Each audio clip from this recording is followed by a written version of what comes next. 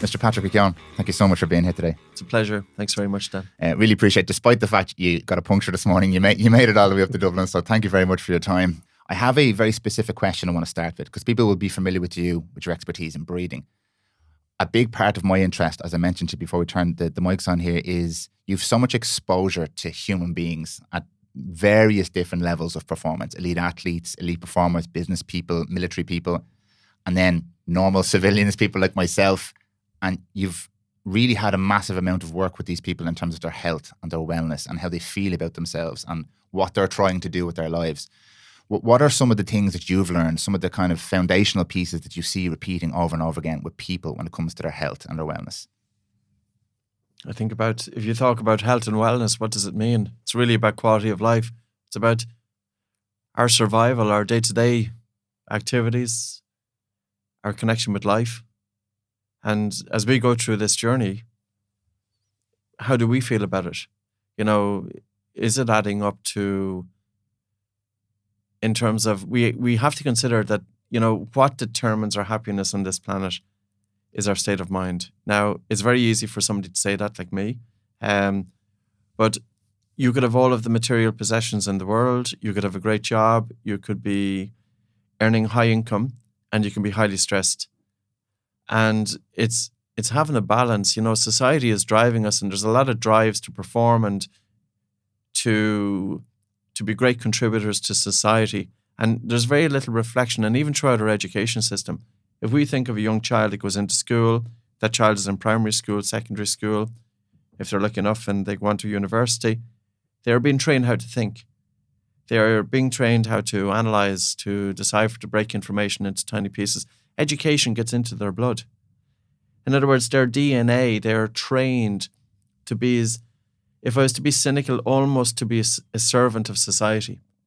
That the entire education system is designed that we go into the labour force, that we are productive as good citizens of a country, that we're paying our taxes, that we're not breaking the law. And this is the entire education system.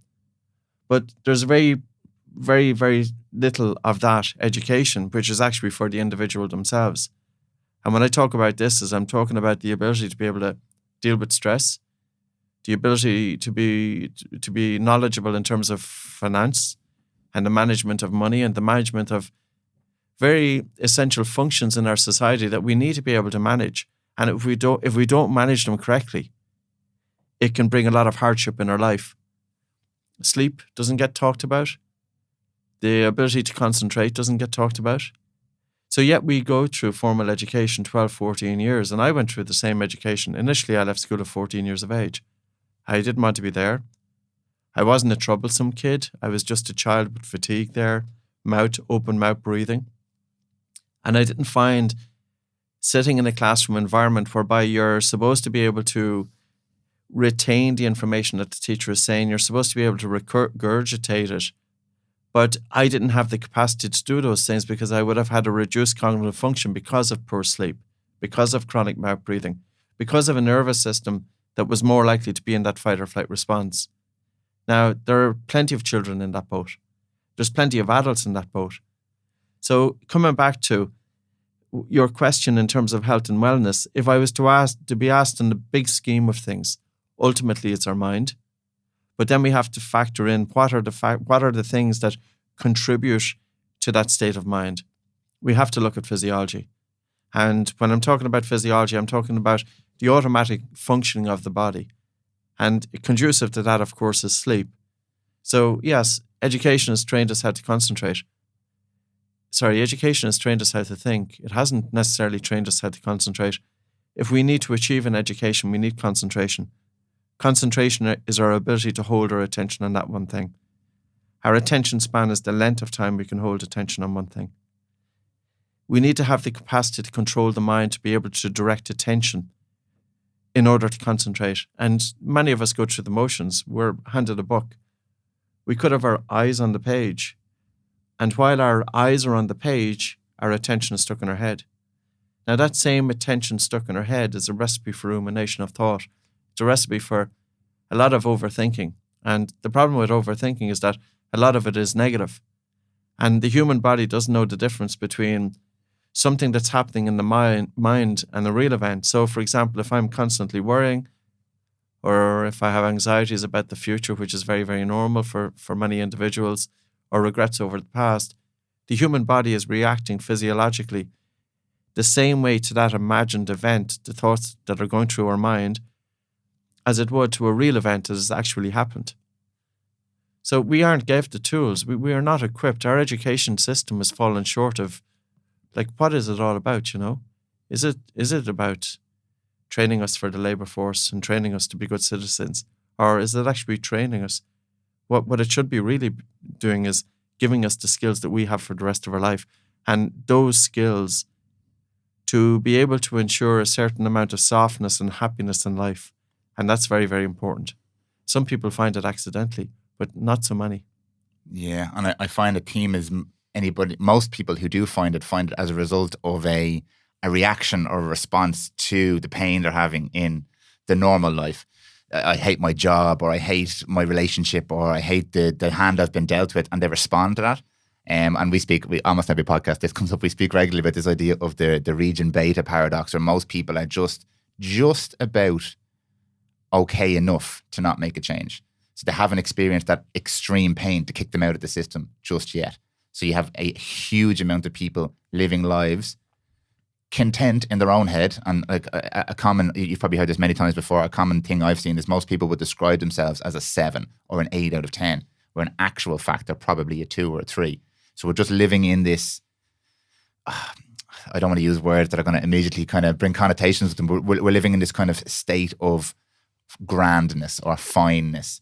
And we think that this is the norm, but actually someone like yourself, and to a certain degree myself and a lot of people I come in contact with, have decided to make a decision to move away from that, which is painful initially, but have discovered this world of empowerment and kind of real wellness. You mentioned the word softness there as well. There should be an element of softness. What do you mean by softness in life?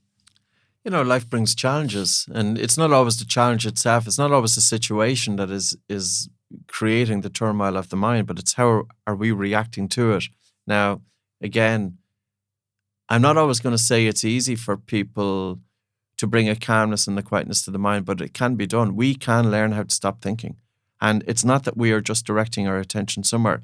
We, by changing our physiology, and there's new paradigms in certain terms of psychiatric health, that one psychiatrist, Michael Binder, is talking about neuronal excitability. So you have 80 billion brain cells.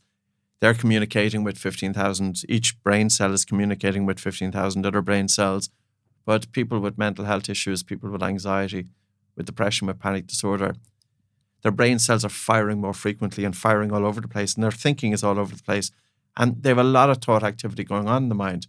But there's nothing new about this, because since 1924, it's been known that if you change breathing patterns, you can actually influence blood flow and oxygen delivery to the brain. And it's not by taking the full big breaths. You know, this myth about take a deep breath, that's terrible information that's put out there. And very often I would say that will cause more harm than good, because an individual who believes that it's good to be taking these full big breaths, what they can be doing is even causing more overbreathing, which is going to cause arousal of the central nervous system, the brain. So coming back to it, you know, look at two individuals. One individual who we will say is a little bit hyperexcitable, and we say another individual who is a relatively calm person. We can present the same situation to both, but one will react a lot stronger based on their hyperexcitability. And then the question to ask is this solely genetics, or can we influence this? I was one of those individuals with a racing mind, always stuck in my head. And the problem with overthinking is the more you overthink, the more you think, the less happy you are. And the more you think, the more stressed you are. And even if a problem confronts itself, you don't have the capacity to deal with that problem, because your mind doesn't have the ability to be able to focus in a quality sort of way, as opposed to going down this rabbit hole and thinking and thinking and thinking. And again, you know, it should be coming back to our education, giving us the capacity to be able to, like, ultimately, what is education? You know, it should be the capacity that we are able to approach something and in a clear and collected manner, and that we have this state of mind that we're able to perform at the highest of our cognitive function. But then we have to ask, what are the ingredients then that feed into that? And that's where physiology comes in. So somebody who has, and it's not that they're cold, it's not that they're a cold person. It's just that we don't fly off the handle, that we are a little bit more, I'm not going to say self-controlled. I just say that, yeah, we take things in our stride. You know, if you look at Western society, something goes right and people are shouting all over the place and high fives everywhere. And then something goes wrong and they're on the floor and they can't pick themselves up off the floor. Whereas we want to be more even keel, you know, that's why I talk about softness of life.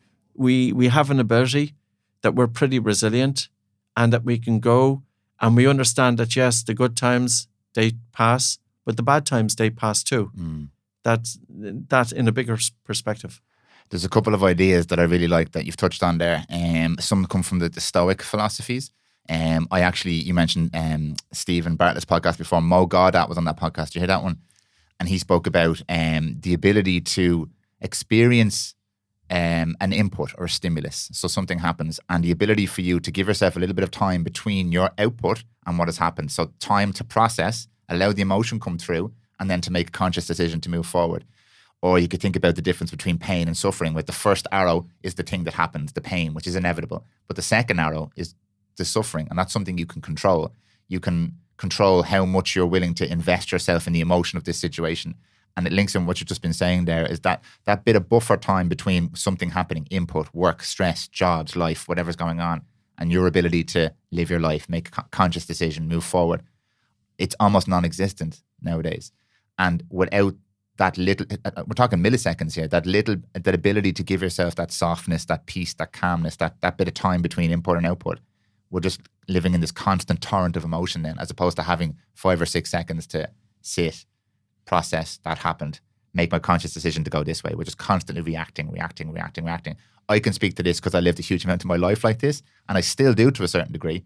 I'm only now learning the tools, for example, some of the breathing tools, or even just sitting looking at the wall for 5 minutes every day, that allow me to separate myself a little bit from the emotion of the day, and it has completely transformed my life. It's transformed how I see life, not just my life, how I see all life. There are things constantly happening, but they're not happening to me all the time. I can separate myself from these things. And when you speak about, you name 5 or 6 different conditions, I'll call them: anxiety, depression, ADHD, inability to focus, all these different panic disorders. I have a personal belief. I'm not a doctor. I have worked in the medical industry for a long time. I've met a lot of people and I've spoken about this a lot. So my belief that I've developed from all of this is objectively, it is the best time ever for human beings to be alive. Objectively, when you consider disease and hunger and war and all these different things. So it is the best time ever. I'm not saying it's a terrible time to be alive. It's a fantastic time to be alive. However, we seem to have an incredibly imbalanced rate of all of these different types of disorders, despite the fact that medicine has advanced, surgery has advanced, and food has advanced, all these different things have advanced. We still have this outrageous amount of these conditions in life. And to your point, my belief is we're not taught these things, these skills and tools to empower us. And my foundational belief behind that is that's probably not a conscious decision, but why would we be taught those things unless we learn ourselves what advantage is there for us to feel more calm and more present and maybe not want to work this particular job? It doesn't suit the economy, I suppose. It doesn't suit the system at the moment. So learning these different skills and these different tools, I feel there's a lot of friction there for people to do this. Have you found friction in your work in terms of working with people on their health, their wellness, their mindset, their peace, their breath? Have you found any friction doing the work? I suppose in terms of friction, though, is it with working with the individual themselves, or is it introducing breathing into society? Both. 21 years ago, nobody wanted to know about breathing. Now breathing is hot. I had resistance from every camp. I remember going to the Asthma Society of Ireland and talking about the importance of people with asthma. They should be breathing in and out through their nose. They should be breathing light, slow and low, because it will improve gas exchange. We can naturally help to open up our airways. I was an asthmatic. I was always having my mouth open, having a stuffy nose. And breathing in and out through my mouth was causing my airways to be aggravated. They would narrow. And whether it's due to a loss of carbon dioxide or bypassing nasal nitric oxide or cooling of the airways or dehydration of the airways, it didn't matter. The theory is one thing. And there's probably a lot of mechanisms that's going in to feed into bronchoconstriction, airway narrowing. But given we have a population in Ireland of 500,000 people with asthma, I couldn't understand why nobody really wanted to know about why breathing in and out through your nose, because your nose is the only organ in the human body that does anything in terms of moistening and regulating volume and harnessing the gas nasal nitric oxide, which is a natural bronchodilator. It naturally opens up the airways. So it makes total sense to breathe in and out through the nose. And that changed my life. But yet there was resistance whenever I was bringing it out there. And that's why I started writing books back in 2003, because I figured this is my way of helping to get this information out there. And I was lucky, you know. So in terms of working with the individual in front of me, I suppose I have to see the person who's in front of me. And my job, or any of us who are in this space, or any of us who are working with people, our job is to know what language do we use to communicate it to the individual, that we're not putting them on guard, and also to guide them through the process. Because with breathing is really vast. You know, I think people sometimes think about breathing that it's just a series of hyperventilation or long breath holds, or, you know, we work with about 26, 27 different breathing exercises, different techniques. And there's breathing exercise to open up your nose. There's breathing exercise to open up your lungs. There's breathing exercises for insomnia. There's breathing exercise for obstructive sleep apnea.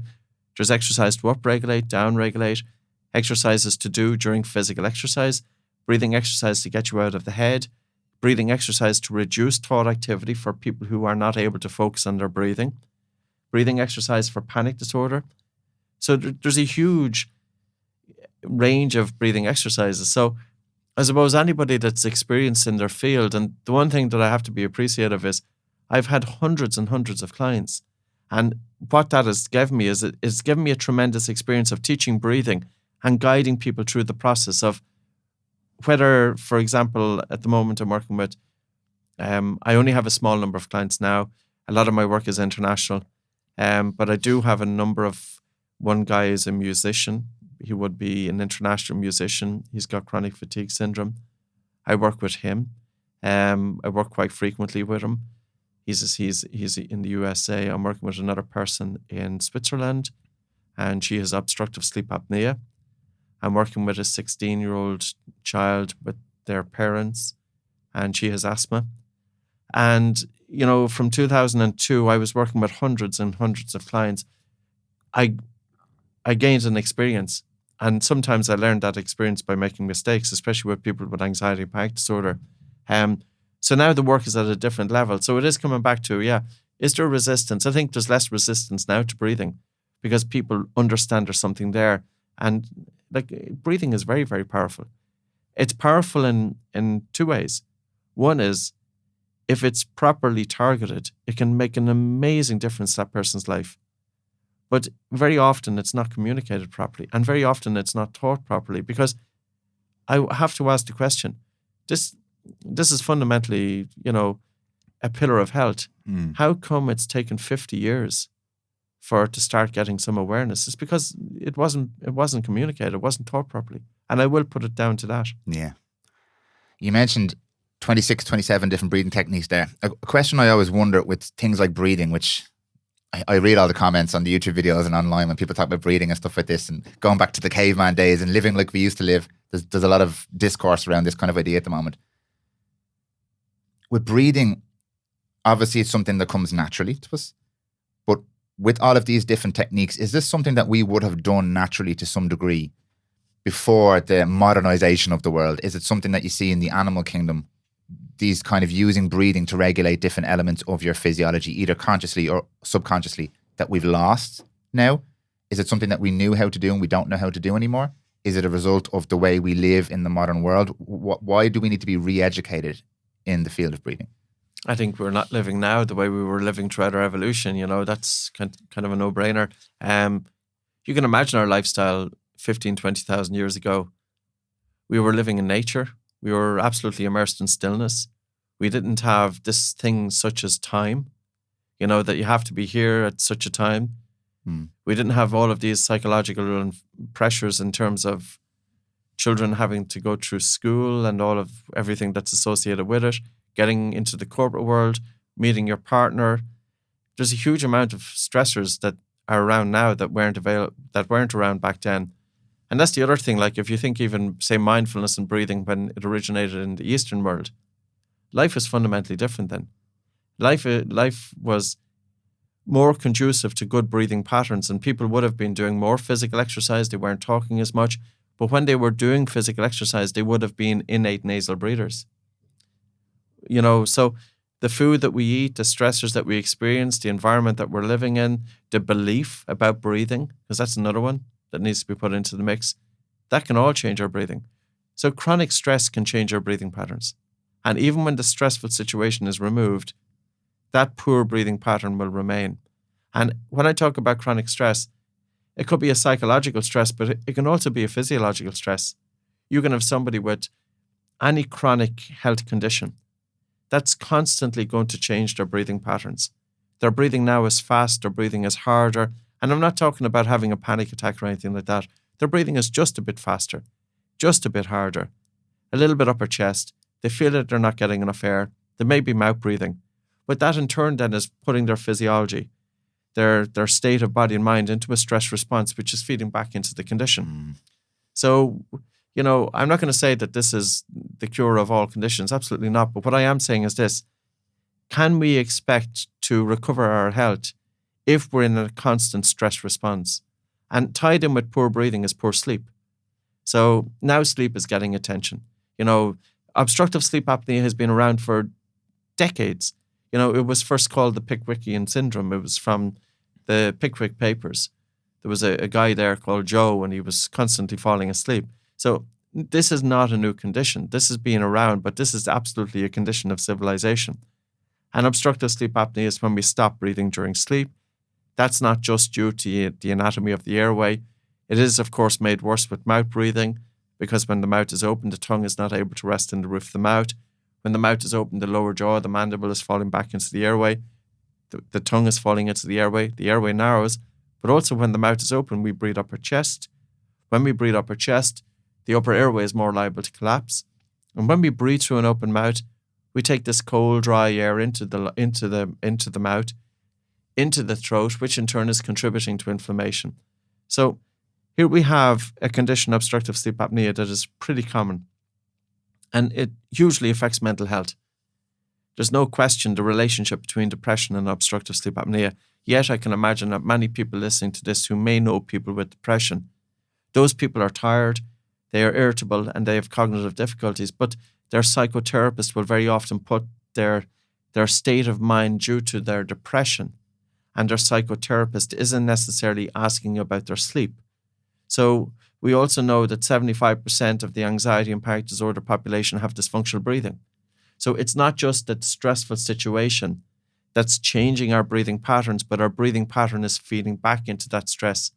So, this is where breathing comes in. And yeah, it's about looking at that connection, that three-way connection. So if I was asked about softness of life or focus, your ability to hold your attention, your ability to have some degree of what's going on in the mind, because ultimately that does determine our happiness. This mind and this veil of thinking that we're constantly looking through, and we interpret everything that happens in our life through this veil of thought. And then we have to ask the question, well, how can we influence this? Breathing is one way, because you can improve or you can reduce blood flow to the brain. You can increase or decrease oxygen delivery to the brain. And most people are not even aware of that. But also, if you've got poor breathing, you're more likely to have poor sleep. If you have poor sleep, you're talking about ADD. I'll give you one study. Karen Bonnock did a paper.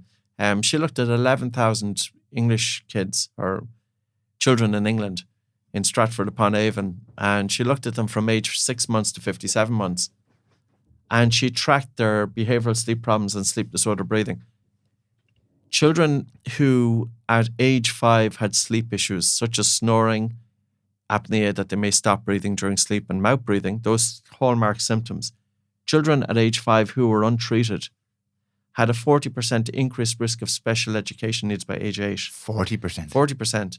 And wow. The reason being is because when we are asleep, whether we are a child or an adult, we need to get slow wave sleep. We need to get really deep sleep, because during deep sleep is when in childhood, the brain is developing. So, and also, of course, in childhood and adulthood, we have what's called lymphatic drainage, that the brain cleans itself during, and deep sleep periods are crucial. But if we are stopping breathing or snoring, for example, and no child should snore, absolutely no child should snore, because snoring implies there's a resistance to breathing, which in turn is going to affect blood oxygen saturation, which is also going to take that child out of the deep sleep.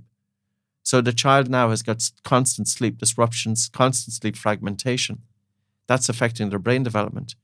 So now if we look at mental health then in the population, we often have to wonder, well, how many of these children have been deprived of sleep quality? Mouth breathing is a factor there. And of course, it's not just for children, but that paper is published in Pediatrics. For anybody who wants to look at it, just put in Karen Bonuck, Bonuck, a longitudinal study involving 11,000 British kids, published in a high-ranking medical journal, and nobody seems to know about it because no parents are aware of the negative effect, well, very few, of mouth breathing in children. And yet, none of this is new. Like 1872, there was a term called adenoid faces. And if you go into Google and you put in adenoid faces, you see a typical facial profile of a mouth breather. The face is longer, the lower jaws are set back, the maxilla, the top jaw is set back, the nostrils are pinched, and the teeth are overcrowded. And then if we ask, well, what's happening now in the dental industry? Well, overcrowding of teeth is so common. But what does that tell us? If a child has overcrowding of teeth, there's a bigger story there. It's not just that the teeth are crowded. This isn't just about the aesthetics. This is about the function.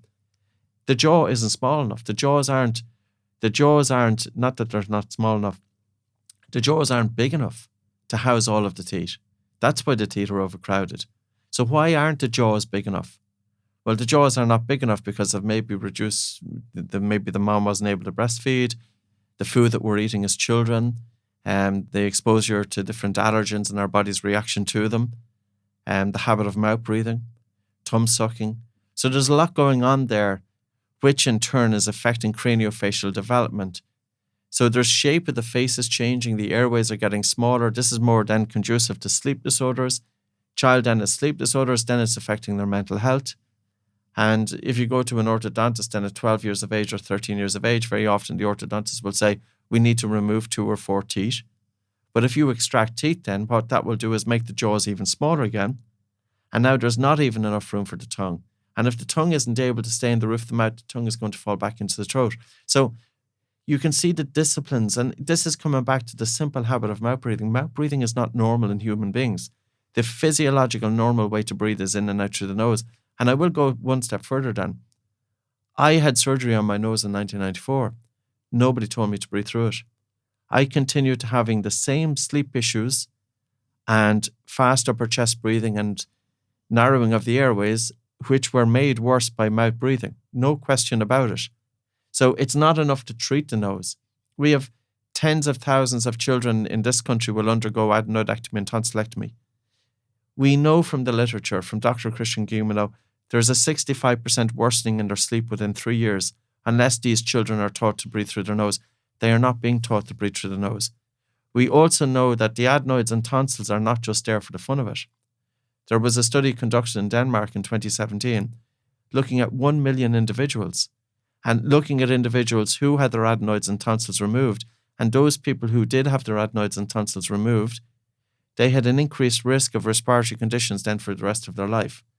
We also know, and this is the gold standard of treatment of sleep issues in this country and in the Western world, is to remove the adenoids and tonsils, that the efficacy of it was first explored in 2010, published in the American Journal of Respiratory and Critical Care Medicine. They looked at 578 children, and the conclusion was that only 27% of those children had their sleep apnea cured post-surgery. 73% continued to have sleep apnea post-surgery. Now, that's just children. If we look at sleep in the adult world, the gold standard of treatment is a CPAP, so it's continuous positive airway pressure. It was invented by Dr. Colin O'Sullivan, and he took the idea from a vacuum cleaner. A vacuum cleaner sucks air, so this is a vacuum cleaner in reverse. It's pumping air either in through your nose or mouth or both or whatever. if you have a full face mask. It's going down your throat. It splints open the airway.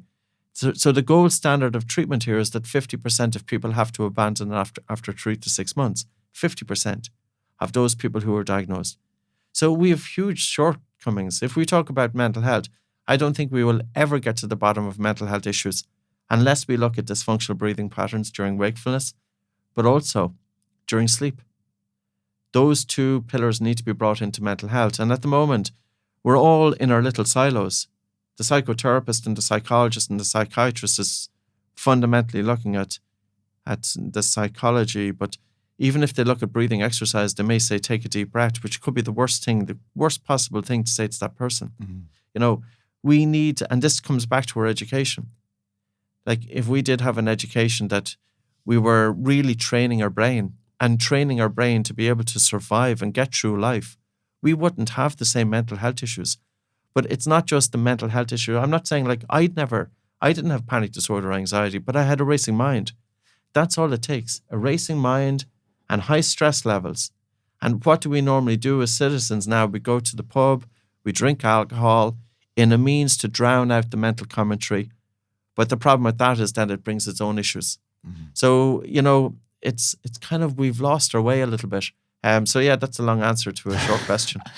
I have so many questions. I was trying to remember them all as you were going through there. And you actually ended up answering the first questions I had.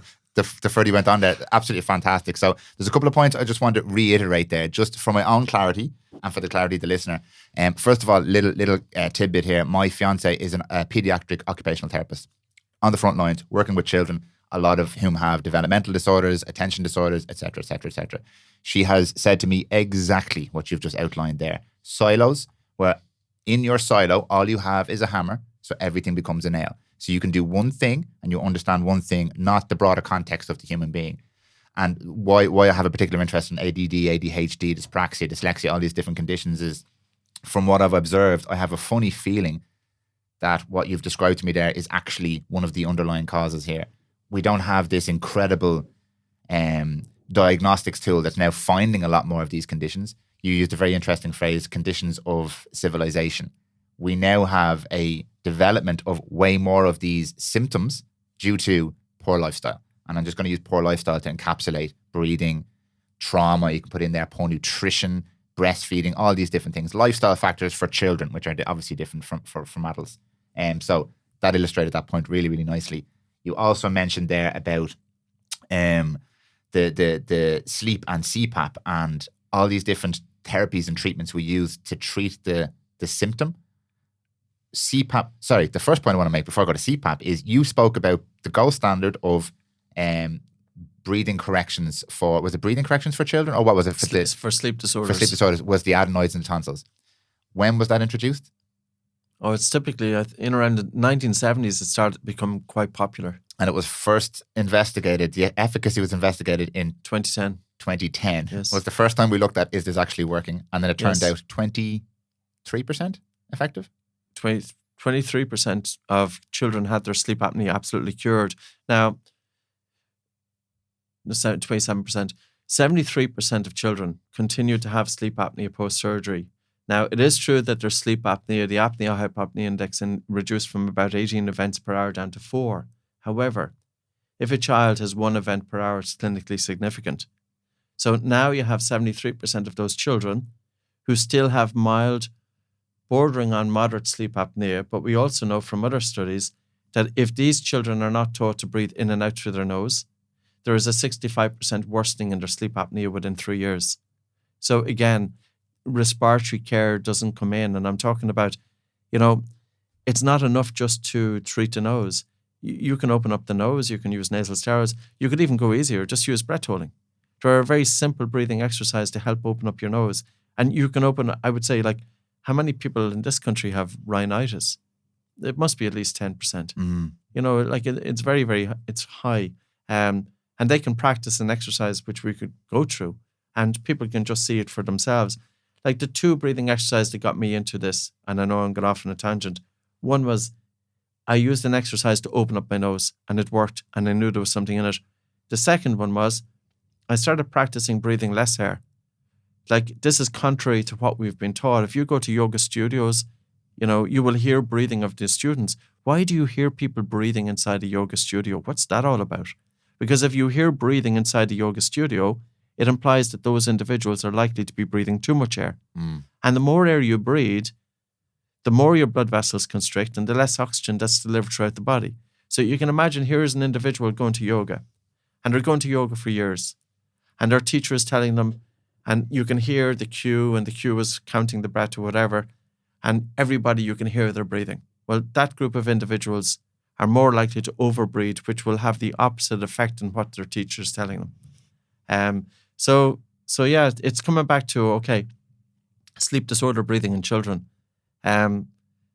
We need to go beyond adenoidectomy and tonsillectomy. And I think your point then was 1872. That was when adenoid faces was first that name was coined. If people put that into Google, look at the image associated with adenoid faces. And these faces we see all the time. And, it's unfortunate that a child who has their mouth open, it will affect the growth and development of their face. And it's not just that aesthetically this isn't pleasing. It's not. Because the lower 50% of the face is influenced, the growth of that. But the problem is from a health point of view. And we also have to think of it this way. We select our partners partly based on looks. We have to be realistic about it, and maybe even more than partly based. We always will select a partner who is at least equal to or is good looking or better looking than ourselves. But why do we select our partners based on looks? Because a good looking face is a healthy face. A good looking face has got high cheekbones. It's got wide developed maxilla. There's not overcrowding of teeth. The lower jaw is well forward, but the airway is significant. So we select partners because we want our children to survive. We want them to be healthy. That's why we select partners based on looks. Yeah. I suppose the point I was trying to illustrate with the adenoids and the tonsils was, with a lot of this stuff, just because something is gold standard, if you're not feeling better and you're not having the health, it doesn't necessarily mean it's the right thing to do. And I'm not saying there's anybody wrong for doing adenoids or removing tonsils, but to your point, there are many, many other things that we can do that just haven't been brought to the forefront yet. It's part of the reason this podcast exists, because I know these things are out there, and we would look and see, okay, well, the gold standard here is to have the tonsils removed. But when you actually dig a little bit deeper, what's that being compared against? Because nothing else is really being done in the mainstream. So it's an interesting foundation I base a lot of these conversations on. Just because it's not in the medical book doesn't mean it doesn't work. And a lot of the times the medical books are outdated. But it is in the papers. But it's in the papers. If you go in on PubMed, the problem is they're all scientific papers and that are who's going to read there. those? Yeah. And like I wrote a book last year, 2 years ago. It's 190,000 words and it's backed up with 800 papers. Because, these are often written in a language that's difficult enough for the normal lay person to understand. Yeah. There's one paper written by Dr. Christian Guilleminault. He's a Stanford-based medical doctor. He has since passed on in 2019. He was considered to be the founding father of sleep medicine. He coined the phrase obstructive sleep apnea. He developed the apnea-hypopnea index. He's written quite a large number of papers, and my paths crossed with him because I often speak at sleep conferences, and he too was speaking at those conferences. So, of course, I've had dinner and I've had wine and things like that, and we would always communicate. He talked about the critical importance of restoring nasal breathing in children, and he spoke about not just during sleep, but also during wakefulness. He also wrote a paper, and it looked at children who died as a result of the sudden infant death syndrome. And these children died because of hypoxia during sleep. They all had a high narrow palate. They had narrowing of the airways. They had the craniofacial features associated that you would see with children with sleep disorders. Like, this could be identified. So when a child is born, the palate could be looked at. The child could be checked if the child is tongue-tied. Is the child able to adequately feed from the mother? Because if the child is tongue-tied, that child won't be able to extrapolate the milk from the mother. Breastfeeding isn't just about nutrition, but it's about manipulation of the muscles of the face necessary for craniofacial growth. Wow. So then in terms of the foods, the environment that we're in, so, it really does need to be, again, this is a symptom of putting a plaster on further down the route. And for many people, the plaster isn't sufficient. I'm not saying, I don't know what the solution is. I don't know if this will ever come to the point that, that it will be absolutely addressed, but we should be talking about it. And I think many parents will want to know. They will want to know. At the moment, they don't know. I think what you're doing right now is part of the solution. That's my personal belief. Is actually, funny question, by the way. Do you find people get nervous around you with their breathing? I don't know. I overthink. Yeah. I started overthinking my breathing the second you walked in here, and even now for myself, am I breathing through my nose? Did you see me breathing through my mouth there? It's like white coat syndrome. No, I wouldn't. Like I wouldn't. Yeah, it's. No. That's so funny.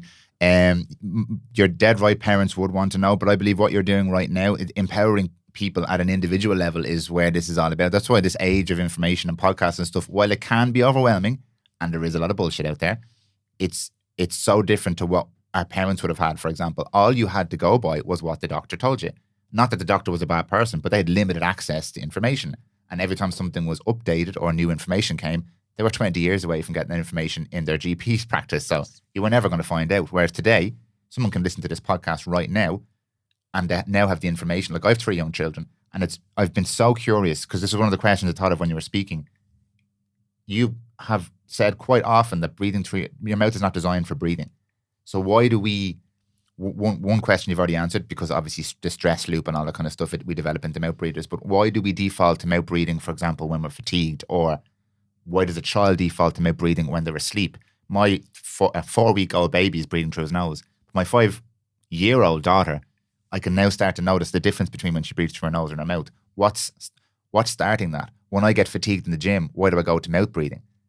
What if it's not designed for breathing? Why do we default to that? And obviously it starts to take over, and you get stress accelerates it and all. But why do we go there if the mouth isn't designed for that? If it's not optimal for us, why do we not just continue to breathe through our nose naturally without needing to re-educate ourselves? I suppose we generally breathe through our mouths because of air hunger. If we don't feel comfortable breathing through the nose, it's inevitable that the child or adult will just switch to mouth breathing. But the problem with mouth breathing is that the mouth does absolutely nothing in terms. There is no part of the mouth that's devoted to breathing. The mouth does nothing. All the mouth does is allow the air go straight down your throat. Whereas we know the nose, the human nose, it has a minimum of 30 functions. 30?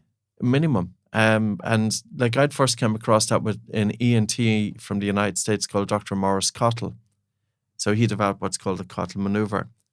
And he said the human nose is responsible for 30 functions. And I kind of just accepted, okay, that's what he said. But it was last year, or maybe this year, I started piecing this together. I said, okay, what are these 30 functions? I couldn't find his list. So I wrote together a list. I wrote my own list of 30 functions of the nose. And it's huge. You know, our memory improves with nasal breathing. Our attention improves with nasal breathing, visuospatial awareness, all of our dental health. We've got better recruitment of the diaphragm. Diaphragm breathing muscle is very important for massaging all of the internal organs. When we breathe through the nose, we have the benefit of the olfactory nerve, all of that communication from the nose to the brain, sniffing out danger, for example. We select our partners based on this communication. If we have our mouth open, our mouth tends to be dry. We've got increased bacteria in the mouth. We've got higher plaque index. This too is going to affect the microbiome of the digestive system. Mouth breathing is activating upper chest. It reduces gas exchange. So it's known since 1988 that when you breathe through your nose, there's the partial pressure of oxygen from the lungs to the blood increased by nearly 10%. If you do your physical exercise with your mouth closed, the benefits are enormous. And here's another thing. Where have all of the sports scientists been with this? How come they've missed this one? Let's talk about nose breathing during exercise. Yes, of course, when you're doing physical exercise, your breathing rate, it gets faster. Your tidal volume, which is the volume of air you draw into your lungs in one breath, it gets bigger.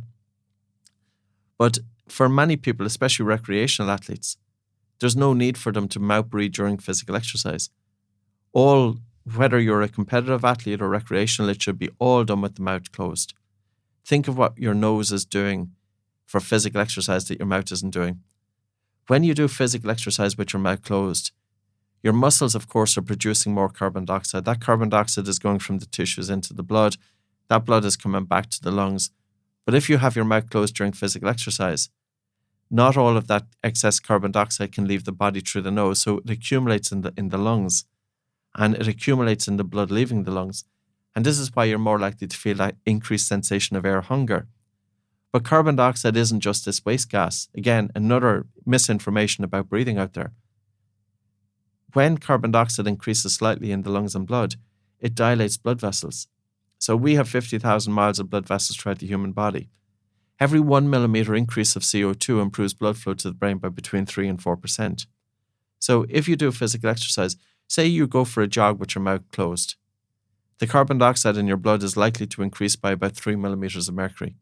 That's going to improve blood flow and oxygen delivery to the brain. Blood flow to the brain will increase by about 10%. Oxygen delivery will also increase due to what's called the Bohr effect. Now, a lot of people do physical exercise for mental health reasons, but they are doing physical exercise with their mouth open. They are breathing fast, they are breathing shallow. That's a greater stress response. You breathe through your nose. It's the best exercise possible, the best way you can do your physical exercise. Then you are really improving. You're not just, like for me, physical exercise isn't just about doing physical exercise. For me, physical exercise is a training for breathing, and it's also a training for the brain. So in other words, when somebody is doing their physical exercise, where is their attention? Are they merely just going through the motions and they're lost in thought, that they're not even paying attention to what they're doing? Or do they have their attention dispersed throughout the body? Is their mouth closed? If their mouth is closed, they have better recruitment of the diaphragm. They're helping to strengthen the diaphragm breathing muscle. They're helping to improve function of the diaphragm. They're improving gas exchange from the lungs into the blood. They're improving oxygen delivery from the blood to the working muscles. They're less likely to have soreness post-physical exercise. As you do physical exercise with your mouth closed, your body conserves moisture. Your dental health is improved because you're not going to have this dry mouth, which is associated with running. Also, as you do your physical exercise with your mouth closed, you're protecting the upper and lower airways. Now, long-term, as you do physical exercise with your mouth closed, it improves your breathing patterns. Your chemosensitivity to carbon dioxide is lower. In other words, you have a higher tolerance towards carbon dioxide, and with that, then your breathing is lighter and your breathing is slower, and this induces relaxation. So if people simply, and like I heard Professor Mina yesterday talking about he spoke about, there was a study that came out, it doesn't really matter the physical exercise you do, walking or jogging, they're both very, very important. If you do 10 minutes of jogging, it's equivalent to a 30-minute walk. No mention of nose breathing. Like why is this not happening? You don't have to be a rocket scientist to realize that your mouth does nothing for your breath. It's nothing. It's a hole, if I was to be crude about it. So mouth breathing should be seen as an emergency. And of course, when you start doing physical exercise with your mouth closed, the air hunger is a bit stronger. This is the load that you're putting onto your breathing. This is where you're helping to improve your breathing from a biochemical dimension and a biomechanical dimension. But thinking of blood flow to the brain. The brain, by controlling breathing, the brain, by regulating breathing, controls its own excitability. This was written back in 1988 by Somnian and Balestrino. And I'd forgotten about the paper. I wrote a book in 2010 for anxiety called Anxiety Free. And I'd forgotten, the book is still there, but then I was listening to Dr. Andrew Huberman, and he was talking about this paper, and he referenced the paper, and he referenced that exact sentence. No. And I went and I opened my book. I said, I know that sentence. And the exact same sentence that he had referenced, I had included in the book. The brain, by regulating breathing, controls its own excitability. How does it control its own excitability? Via carbon dioxide. But if we're doing our physical exercise with the mouth open, we're getting rid of all of that excess CO2 from the blood through the lungs. But if we do our physical exercise with the mouth closed, or we do our yoga, or whatever movement, we go out and garden, we do whatever, any physical movement, keep your mouth closed, and it will have an enormous difference, not just for your breathing, but for your brain as well. A good friend of mine is Sean Canan. He owns a company called Health Matters, and they do VO2 max testing. And I spoke to Sean probably a year and a half ago. I mentioned it to him. I mentioned that I take my mouth going to bed.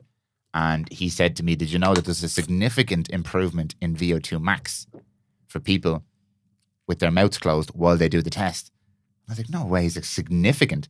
And I said, why doesn't everybody do it? I said, most people find it too hard because they haven't trained themselves to do this. So as soon as it gets difficult, they mouth breathe. But that was my first exposure to this. You've worked with a lot of very high level athletes. What areas are they noting? And obviously we have mental clarity and stuff like that, but physical performance. Are they improving their endurance and their strength and their power? Is it more psychological or mental, not psychological, but physiological in the brain than in the actual muscles or oxygen delivery? Where are the areas that people are getting these big benefits? When I work with an athlete, I'm not just working with them from a physiological point of view. I really want to get them out of their head. So I'm using the breath as an anchor. Okay. And I'm using it not just in terms of meditation as what people often think about meditation, that you're sitting in the lotus position. No. I want them to have their absolute undivided attention on what they are doing during their training, and to use their training as a means of training the brain to get the critical mind out of the way, that it's just them and what they are doing, the task at hand. And by bringing that then into their training, into their everyday life, that they have access to it during competition. So competitions are won not because of just physical performance, but mental performance is really, really important. So we can tie this in. So basically what I'm doing is I'm stacking breathing and mental training together. Now, one person recently, his first name is Ihor, I can't pronounce his second name, and he ran the longest race on earth, 717 kilometers, and he came second in it. And he puts the secret down to nose breathing. Really? So he read my book, The Oxygen Advantage, and he started putting it into practice. And there's an example. We have a lot of fighters. We have, about a month ago, I worked with about 30 Olympic in preparation for the Summer Olympics in different disciplines, fencing, kayaking, working with professional soccer players. I'm not known here in Ireland at all. So a lot of the athletes, Michael Conlon. Oh yeah. Because I can say that because he's mentioned it publicly. Who's an amazing individual, a great athlete. And he brings this into his work routine as well, and his sleep. So coming back to what benefits could we expect? I like what Sean said. He said athletes switch from nose to mouth breathing because the air hunger gets too much. This is where you have to train yourself. Why give in that easy? Why not look at all of your physical training? And I'm not saying this isn't about sprinting with the mouth open. That's not feasible. There's a point at which the respiratory rate gets too much and the tidal volume is too much. You could be breathing 150 litres of air per minute. You can't do that with your mouth closed. But what I would say to anybody who's doing physical exercise, regardless of whatever level that you are at, keep nasal breathing as much as you can. When you feel that the intensity is getting a little bit too much, if you have to switch to mouth breathing for a short period of time, do that. But always go back to nose breathing. But the other thing is, challenge yourself with nasal breathing. Don't switch too soon. And bear in mind too that how you breathe during your physical exercise is going to influence gas exchange. If you're breathing fast and shallow, you waste a lot of air to dead space. So if you want to optimize what's called alveolar ventilation, that's gas exchange from the small little air sacs into the lungs, you have to be thinking about breathing nose, breathing slow, breathing low. Your diaphragm breathing muscle here, it's not just for respiration. It's providing stabilization for the spine. And with good functional breathing, using optimal movement of the diaphragm, you in turn influence what's called the zone of apposition, or the generation of intra-abdominal pressure. But this in turn then will influence your movement. So functional breathing and functional movement go together. So if an individual has dysfunctional breathing, they're more likely to have dysfunctional movement. And if they have dysfunctional movement, they're more likely to be at risk of injury. They have disproportionate breathlessness. They have increased lactic acid and fatigue. There's a lot going on, and also the risk of overtraining. So, and the point here, there's a couple of points. Physical exercise will not improve your breathing patterns unless you have your mouth closed. So you could be the fittest person on earth, but if you could still have a breathing pattern disorder. And in one paper which was published in the Journal of Strength and Conditioning Research, 90% of the athletes, they looked at 1,900 different athletes in Japan, ranging from different ages. 90% of these athletes had dysfunctional breathing from a biomechanical point of view. These individuals are breathing upper chest. But the problem with this is that it places extra demands on their system. We should be using physical training as a means of fine-tuning the individual that they can do more with less. So, in terms of oxygen delivery, we know that the fraction of expired oxygen is less with mouth breathing versus nose breathing. And if you can get more oxygen to the working muscles, you're staying aerobically for longer. We also superimpose breath holds. So I was with athletes at the weekend. We had 35 people. A lot of them had come in internationally. There were a few from Ireland. There were athletes. We had 3 medical doctors, cardiologists, physios, in their health professions as well. And one of the routines that we do is repeated sprint abilities, but we don't do them with mouth breathing. We do it with breath holding. So part of this routine would be you breathe in and out through your nose, you pinch your nose and hold your nose, and you sprint for 40 meters on a breath hold. And then you have a 30-second of semi-active recovery, just kind of walking with no slow, low breathing to recover. And then we do a 40-meter sprint again, and then a 30-second rest and a 40-meter sprint again, all with breath holding. So what we are doing there is, well, the athlete already, if they're a team player, team sports, repeated sprint ability is a performance indicator, because this reflects your ability to do almost all-out effort, followed by a very brief recovery before you have to do all-out effort again. Where we get our sprint, and I superimpose a breath hold on it. And this is pushing out the boundaries. Now, what that does is that we lower their blood oxygen saturation to about 85%, which is, it is severe hypoxia, but it's actually very safe. And we increase carbon dioxide in the blood to about 50 plus millimeters of mercury. We completely disturb the blood acid-base balance, much more than if they were sprinting with their mouth open. And this then forces their body to make adaptations, including improved buffering capacity inside in the muscle compartment, which in turn is delaying lactic acid and fatigue.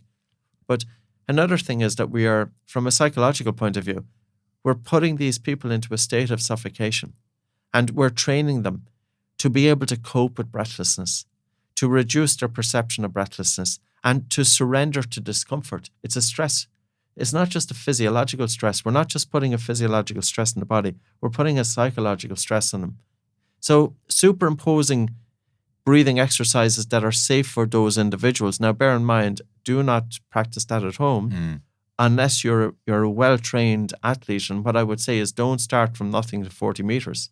You know, if you don't have, well, first of all, if you're pregnant, please don't do it.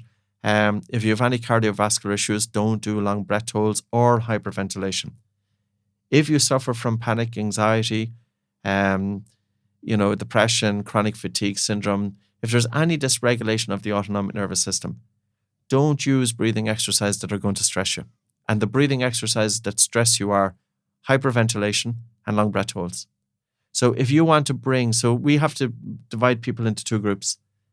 People that we want to target the autonomic nervous system to bring balance. Now, we do this with everybody anyway. But there's also the other group of individuals that we do deliberately want to stress them. Because, of course, if we can impose a good stress to the point that we cause those bodily adaptations, it is conducive to improve sports performance. So, breathing exercises should be in sports. We're going to start to see more research. We would love to. It's absolutely wide open because nobody is doing it. Yeah. To kind of clarify a point then around the whole mouth breathing issue for people who don't like nuance, and it has to be, it's just no point or there's a full point. Would it be fair to say then that 95% of the time, nasal breathing is what we should be doing? But there are certain situations where there's an emergency switch, such as an increased requirement for more volume of air. The last 10 meters of your 100-meter sprint, swimmers, for example, usually have their nose. They don't breathe through their nose. They breathe through their mouth when they come up for air. Can you breathe through your nose when you're swimming? So say, for example, with swimming, your breathing in swimming is influenced by your breathing outside of the pool. Okay. The same with any athlete. You know, if you have an individual who's walking down the street with their mouth open, sleeping with their mouth open, breathing a little bit faster and a little bit more upper chest, they are the traits of dysfunctional breathing. That breathing pattern isn't going to suddenly improve itself in the pool, or on the pitch, or on the race. So that's where we need to look at everyday breathing. We need to look at everyday breathing, but also how do you breathe during the physical performance. Okay. Now, swimming, in fairness, is the best sport in terms of adding an extra load onto your breathing, unless you do your physical exercise with your mouth closed. Because when you swim, your face is in the water, which is forcing you to breathe less. When you swim, your body is breathing against resistance because the water is pressing against you. So you're adding an extra load onto the diaphragm. Like, if you think about athletes here in Ireland, everything is being trained except their breathing. And, you know, you can use breathing as well as a means of preparing that person physiologically and psychologically before they go into competition. You know, what do athletes do? cognitive training, of course it's brilliant, but it doesn't address underlying respiratory physiology. I'll give you an example. I had a meeting in London in May. It was a high-powered meeting. You've got 5 very, very high-powered individuals, 7 cameras, an interview that went on for an hour and a half. I was the only one there. Of course, a lot of questions put on me. I was brought to the studio at 12 o'clock that day. I was left in a small room, maybe, a very small room, until 5 o'clock that evening. I came out a couple of times to see the set. And at 5 o'clock then I went out towards the studio. And I was waiting for the studio door to open. And I was waiting there for 7 minutes. And all of this was designed to stress me psychologically and physiologically. And as I stood there, one of the executive producers says, "Take a deep breath." And I says, "No, I'm not taking any deep breaths." And I could feel my heart rate increasing. And of course, once you notice your heart rate is increasing, now you know you're going into the stress response. And the problem with a stress response is that if it's too much, your brain is here to protect you, and all your brain wants to do is get you out of the situation. So I had to make sure that I brought balance to my autonomic nervous system before I went in. And I only had about 30 seconds to a minute at that point. And I simply took a soft breath in through my nose and a really relaxed and a slow and a gentle breath out. You don't even have to time it, because you're taking a soft breath in and a really relaxed and slow, gentle breath out relative to how you were breathing at that point. That's why I would say I won't give out a number in terms of time, because it's relative to the person. And simply by taking the soft breath in and the really relaxed and slow, gentle breath out, you stimulate the vagus nerve. It secretes a neurotransmitter called acetylcholine, and the heart rate starts slowing down. And as I was bringing down my heart rate, of course my brain is going to send signals of calm to my body. But I also do is I put my critical mind aside, and I walked into that room and I was fit to go through a brick wall. Nobody was going to stop me. Now that is breathing. Now, I went through business school in this country. I was never taught how to concentrate. My concentration was absolutely terrible. And for me to get through school, I had to constantly study, because if you don't have the capacity to put your attention on what you need to put it upon, there's so much extra work involved, because in order for that information to sink in.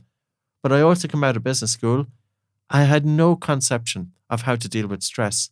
Now, there's an example of going into a difficult situation. And this would be, for me, would have been the most stressful situation that I've been put in. I've spoke this year. I've no problem getting up and talking colours of a straw. I spoke to 1,000 people. The Health Optimization Summit, I'm speaking there in London next year. That's about 800 to 1,000 people. And I talk off the cuff. I don't like using PowerPoints. I just want to go into my own state and just talk away and have a conversation with the audience. That doesn't bother me. So there's an example that everybody should know about. Now I'm going to go back. We spoke about Dr. Rangan Chatterjee's podcast. In May, I think of 2020 or 2021, he was interviewing a brain surgeon called Dr. Rahul. And you can imagine a brain surgeon. Now, this is a tricky job. Going in of a Monday morning and literally you have somebody's life in your hands. And he said, when I get into a tricky situation, he said, the first thing I do is prevent myself from hyperventilating. And I always use his quote. And the reason being is because he absolutely nailed it, but he knows about it. Why is he the only one that seems to know about it?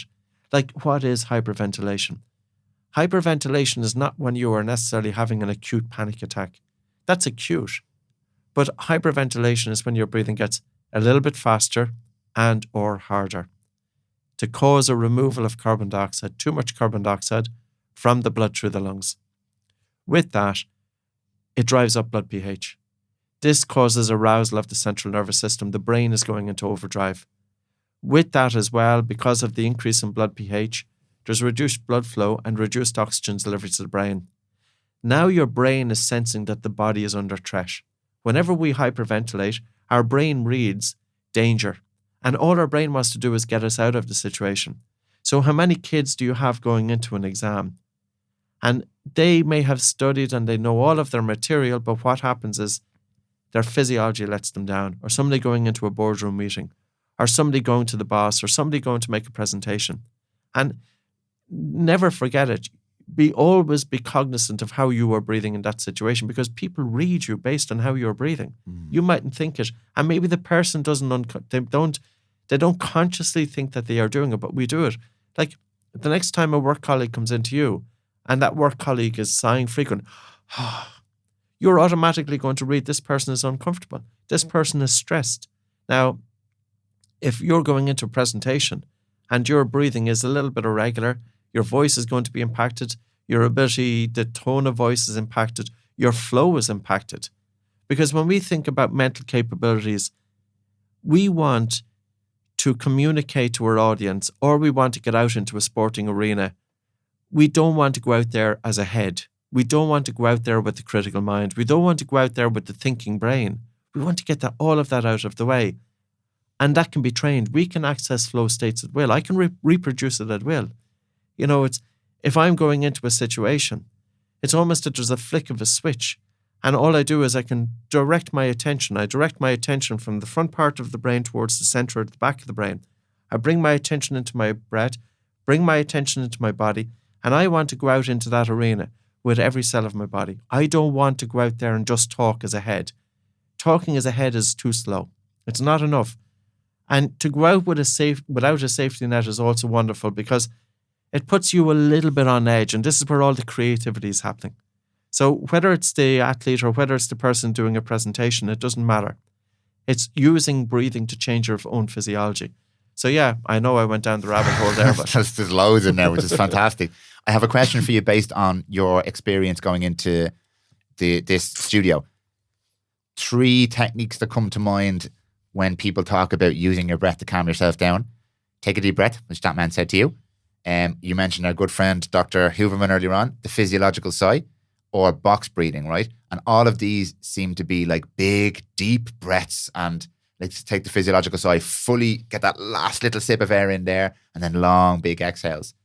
But what you're describing, and what I've struggled sometimes when it really works, but I struggle to do it because it's not as easy to do as take a big, that's easy for me. But to breathe really slowly and calmly, and the big one for me is not to let myself hear myself breathing through my nose. That's hard for me to do. But I immediately notice that everything is taken from 11 down to 3 or 4. Why are all the common techniques we know about big, deep breaths, filling the lungs? Because it makes sense in our head, obviously, but more oxygen and it calms us down. But why is that seem to be in contrast with what you're describing here about calm, slow, small breaths? I think there's a difference between a person who actually works with people and working with clients over years and getting feedback versus somebody who is talking about a field but doesn't necessarily work with real individuals. I think that experience is very, very different. Some people will say, well, they are breathing instructors, but are they just putting out the information out to a room of 20 people, talking for an hour about breathing? That's fine. But another way to compare it would be, are you actually working with this person over weeks and seeing them progress and learning from their failures, learning from their successes, and tweaking their breathing pattern and progress, tweaking everything according to that? So the physiological sigh, my problem with the physiological sigh is that for some people it will cause them to hyperventilate. If you take in a full big breath, you could be taking in 3 liters. And you could be breathing 6 breaths per minute at that. Well, that's breathing 18 liters of air. It's too much. That in turn is going to, even though you're having a really slow and relaxed exhalation, the fact that you're over breathing is going to cause arousal of the central nervous system. It will arouse the brain. And you're reducing blood flow and oxygen delivery. Like, here's a simple example. I was in university here in Dublin. I had an exam in around 1996. I was a bit stressed, of course, if you're a constant mouth breather and you have poor sleep, you're not in the right place anyway. I took this walk before I went into the exam hall. I took a walk for 2 minutes, and during that time, I took these full big breaths because at that time, I believed that if I was to breathe more air, it's going to increase oxygen delivery to my brain. So I went for a walk for 2 minutes, full breaths for 2 minutes, short period of time. And I remember distinctly going in, I absolutely remember I wasn't feeling right. I'm not saying that I was totally dizzy, but my head was affected, and it wasn't affected in a positive way. So that would have impacted my ability to do okay in that exam.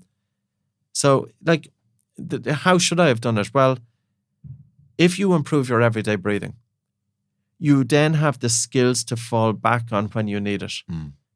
I feel comfortable going into a difficult situation now because I know that if my physiology starts acting up a bit, which is very normal, I know that I have a tool to help calm it.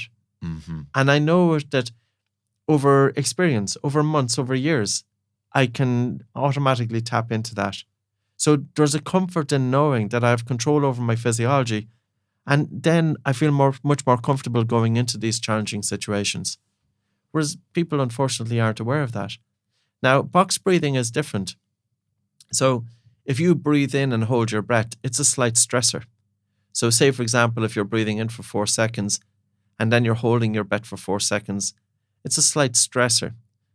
The fact that you're holding your breath for 4 seconds will allow enough time for oxygen to transfer from the lungs into the blood. Then you breathe out for 4 seconds. This is relaxation. You do a breath hold for 4 seconds after. If you hold your breath after an exhalation, it's relaxation. If you hold your breath after inhalation, it's a stressor. But if you hold your breath after exhalation, it's relaxation, only for a short period of time, 4 seconds. So as a result of that exhale for 4 seconds, and then a breath hold for 4 seconds, now carbon dioxide is increasing in your blood, but also nitric oxide is increasing in the nasal airway. Now you breathe in, that nitric oxide is coming into your lungs. But you see where it's happening. This is where it's helping to bring balance. Now, do box breathing, but for me, it wouldn't have been accessible. I didn't want to stand there and start doing box breathing. I want nothing. There was no spectacle. I don't want anybody to see anything.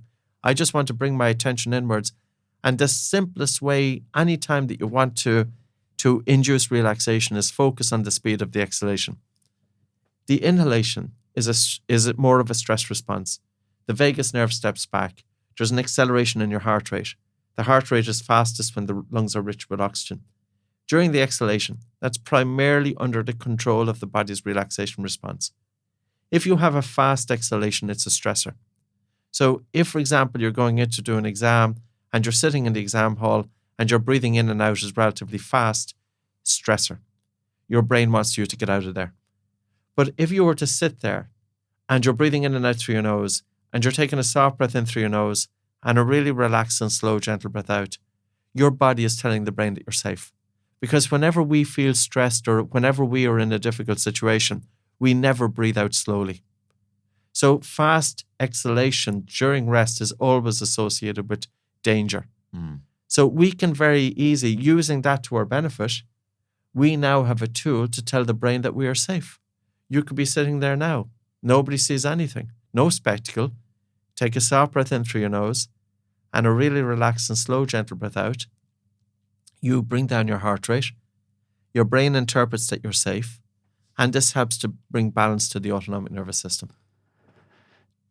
It's so interesting to me how these patterns appear in no matter what area of health I'm talking to somebody about. Because as you're speaking there, it's becoming, I'm getting a lot of clarity from this conversation, by the way. It's just helping pull all the pieces together.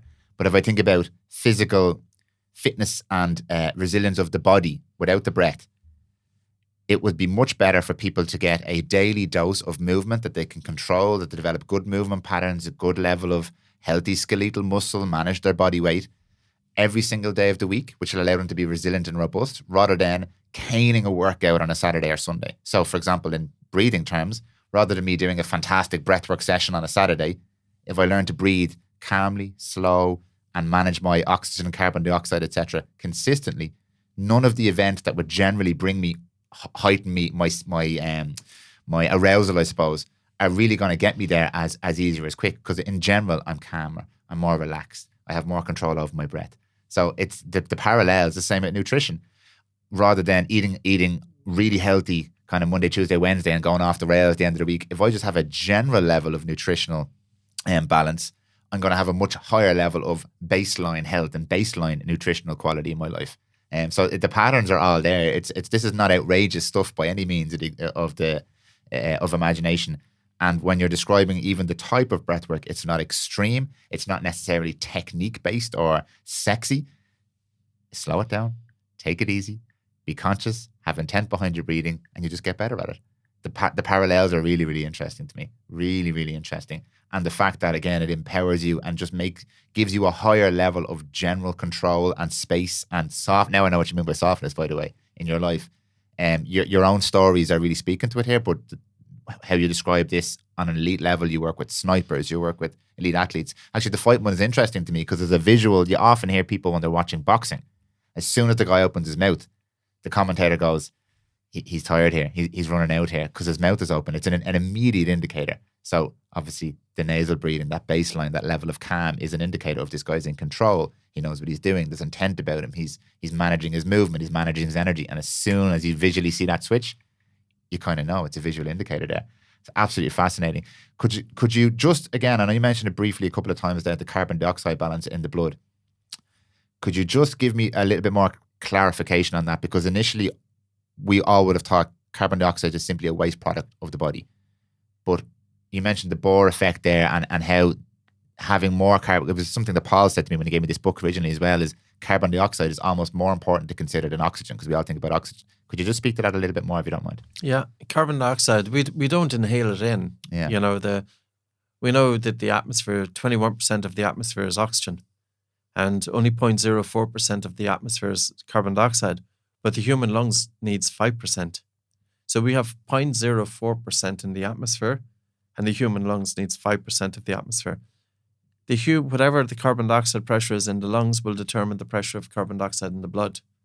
So when we breathe, so our metabolism, we produce carbon dioxide internally.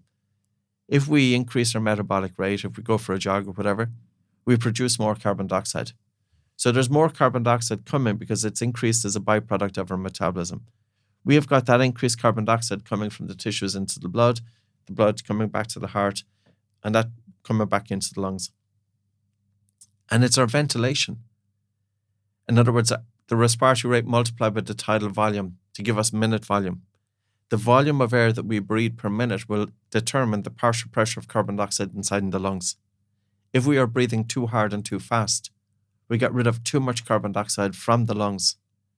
But it's the pressure of carbon dioxide in the lungs that determines the pressure of carbon dioxide in the blood leaving the lungs.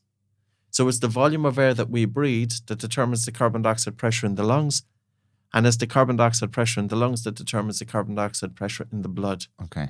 If we breathe too much air, we remove too much carbon dioxide from the lungs, from the blood. This causes blood pH to increase. The body doesn't want to have too alkaline blood pH. It's looking for a homeostasis, 7.365, 7.4. If pH increases too much, it's called respiratory alkalosis as a result of doing overbreathing. This in turn is going to cause arousal of the central nervous system. We're going into a stress response now. In addition, blood flow reduces. Every 1 millimeter drop of carbon dioxide reduces blood flow to the brain by 2%. This is known for about 40 years plus. If I hyperventilated, so if I said to a person, I'd like you now to take full big breaths for the next 30 seconds, even to a minute, you can lower the CO2 in your blood by half, which will reduce blood flow to the brain by up to 30 and 40%. Now, unfortunately, this is normal. Despite this being normal physiology, there is still an idea out there that if your goal is to improve blood flow and oxygen delivery to the brain, you should be breathing more. That's not correct. And I know in terms of people will ask, well, what about different breathing exercises that involve hyperventilation? If a breathing exercise involves hyperventilation, it's a stressor. That's all it is. It is a stressor. Now, you might say then, well, surely we should be filling our lungs full of air. Well, naturally, we would fill our lungs full of air if we do physical exercise. In other words, our metabolism, our ventilation should meet our metabolic needs. But for many individuals, our ventilation is in excess of our metabolic needs. Think of a person who is quite unwell. They're walking outside. They're walking fairly slowly, but yet they are breathing hard. There's a mismatch there between their ventilation and their metabolic needs. At the very least, you'll say that that person is not well. They're not fit. Now, you spoke about the boxer. If we can get a boxer and if we train them with nasal breathing during a lot of their routine, Not all, because there's times, of course, they have to have the mouth open. We superimpose breath holding to push them even further. We have their mouth closed during sleep, during rest.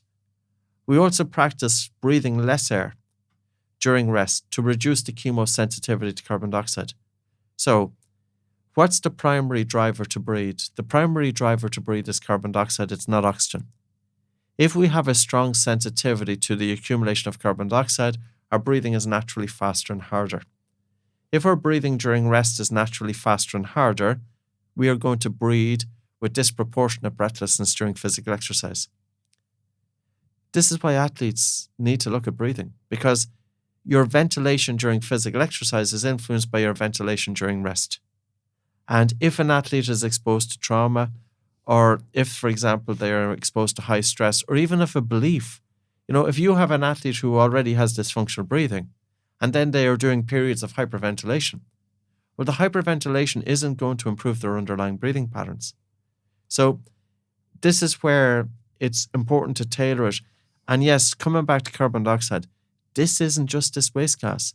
This is the exercise that I started off with. Okay, the nose and blocking exercise, but also this one. One hand on chest, one hand just above navel. Just the slightest of pressure with my hands against my chest and tummy. Gently softening my breathing in and out through the nose. Taking a soft breath in through the nose, a relaxed and a slow and a gentle breath out.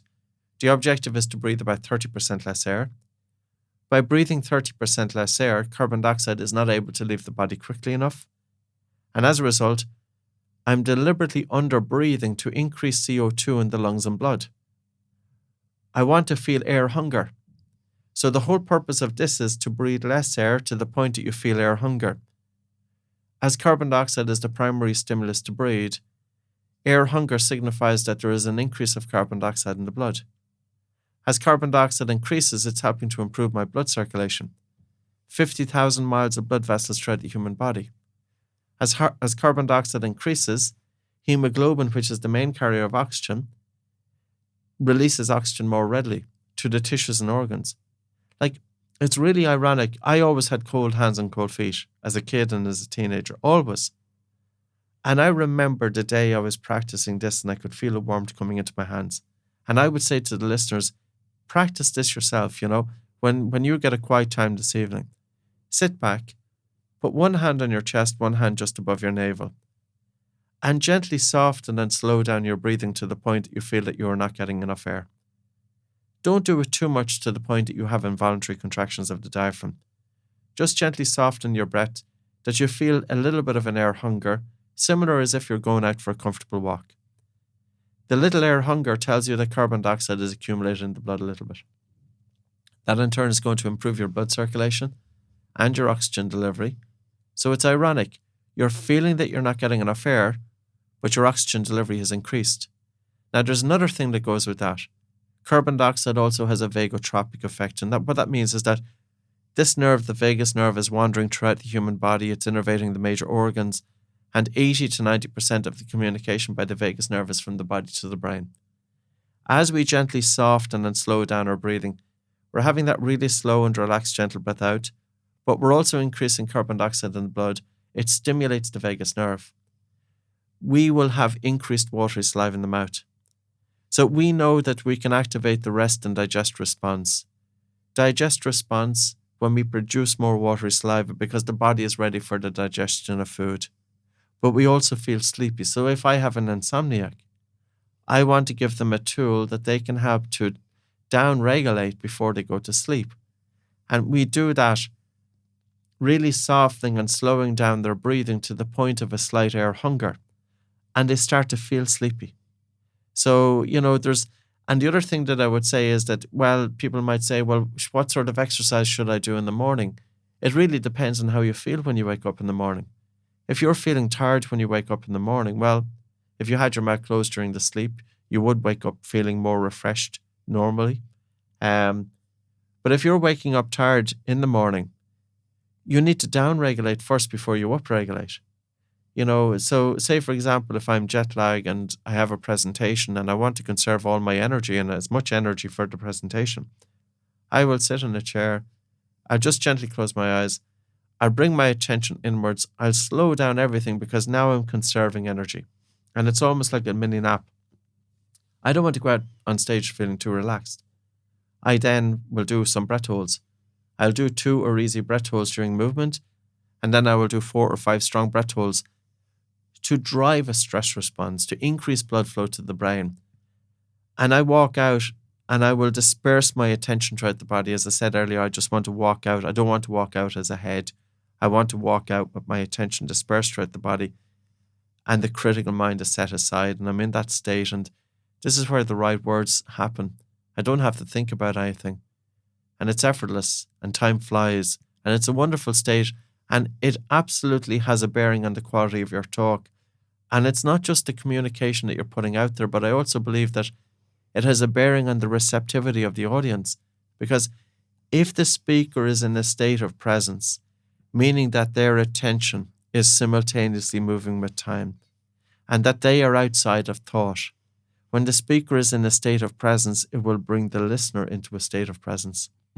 So the listener is more receptive. And I know that sounds a bit woo-woo, but that would be just my own experience over the last 20 plus years, using the breath as a gateway. So coming back to carbon dioxide, if you want to harness carbon dioxide, soften and slow down your breathing during rest and check in what's happening in your body physiologically, because we could talk about this. That's one thing. It's the experience which is more important. Breathe less air for maybe 5 minutes here, 5 minutes there. It's a tremendous anchor of the mind as well, because when you're feeling that degree of air hunger, your mind is less likely to wander. So you're also training your brain to hold attention. You're holding attention on the breath. That develops then your capacity to be able to hold attention. And if you can hold attention on your breathing, then you can transfer that to your everyday life, different tasks. But think about what else is happening there. The brain, by controlling breathing, regulates its own excitability. The 80 billion brain cells that are communicating to each other. And we want that when there is hyperexcitability and the brain is firing all over the place, how do we calm that down? We calm it down via carbon dioxide. So the increase of carbon dioxide causing vasodilation, increasing blood flow to the brain, and even during the breathe light exercise, I would expect carbon dioxide to increase in the blood by about 3 millimeters of mercury. That's going to increase blood flow to the brain by between 9 and 12%. Now, there's another one. As you gently soften and slow down your breathing to the point of air hunger, it's a slight psychological stress. You have to surrender to it. It's uncomfortable a little bit. It shouldn't be stressful. So you can see this is where we can go way beyond simple don't mean simple meditation, but simple observation of the breath, anapanasati, because mindfulness was developed 2,500 years ago. People live differently.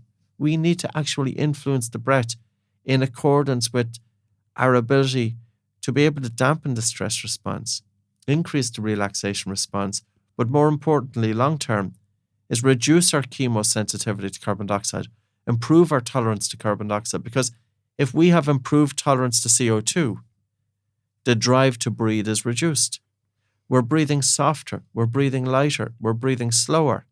We have lighter and slower breathing during rest, we are calmer. Because again, if our everyday breathing is involving a fast exhalation, that's a stressor. Whereas if we have a reduced chemosensitivity to carbon dioxide, we will naturally have a slow and relaxed exhalation. And that's the body continuously telling the mind that the body is safe.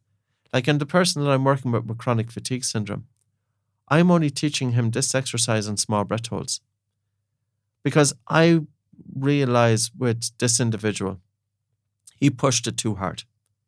And we can all push it too hard because society is driving us to push it too hard. It's in the nature of society to push us to the point that we could be working 40, 50, 60, 70 hours per week.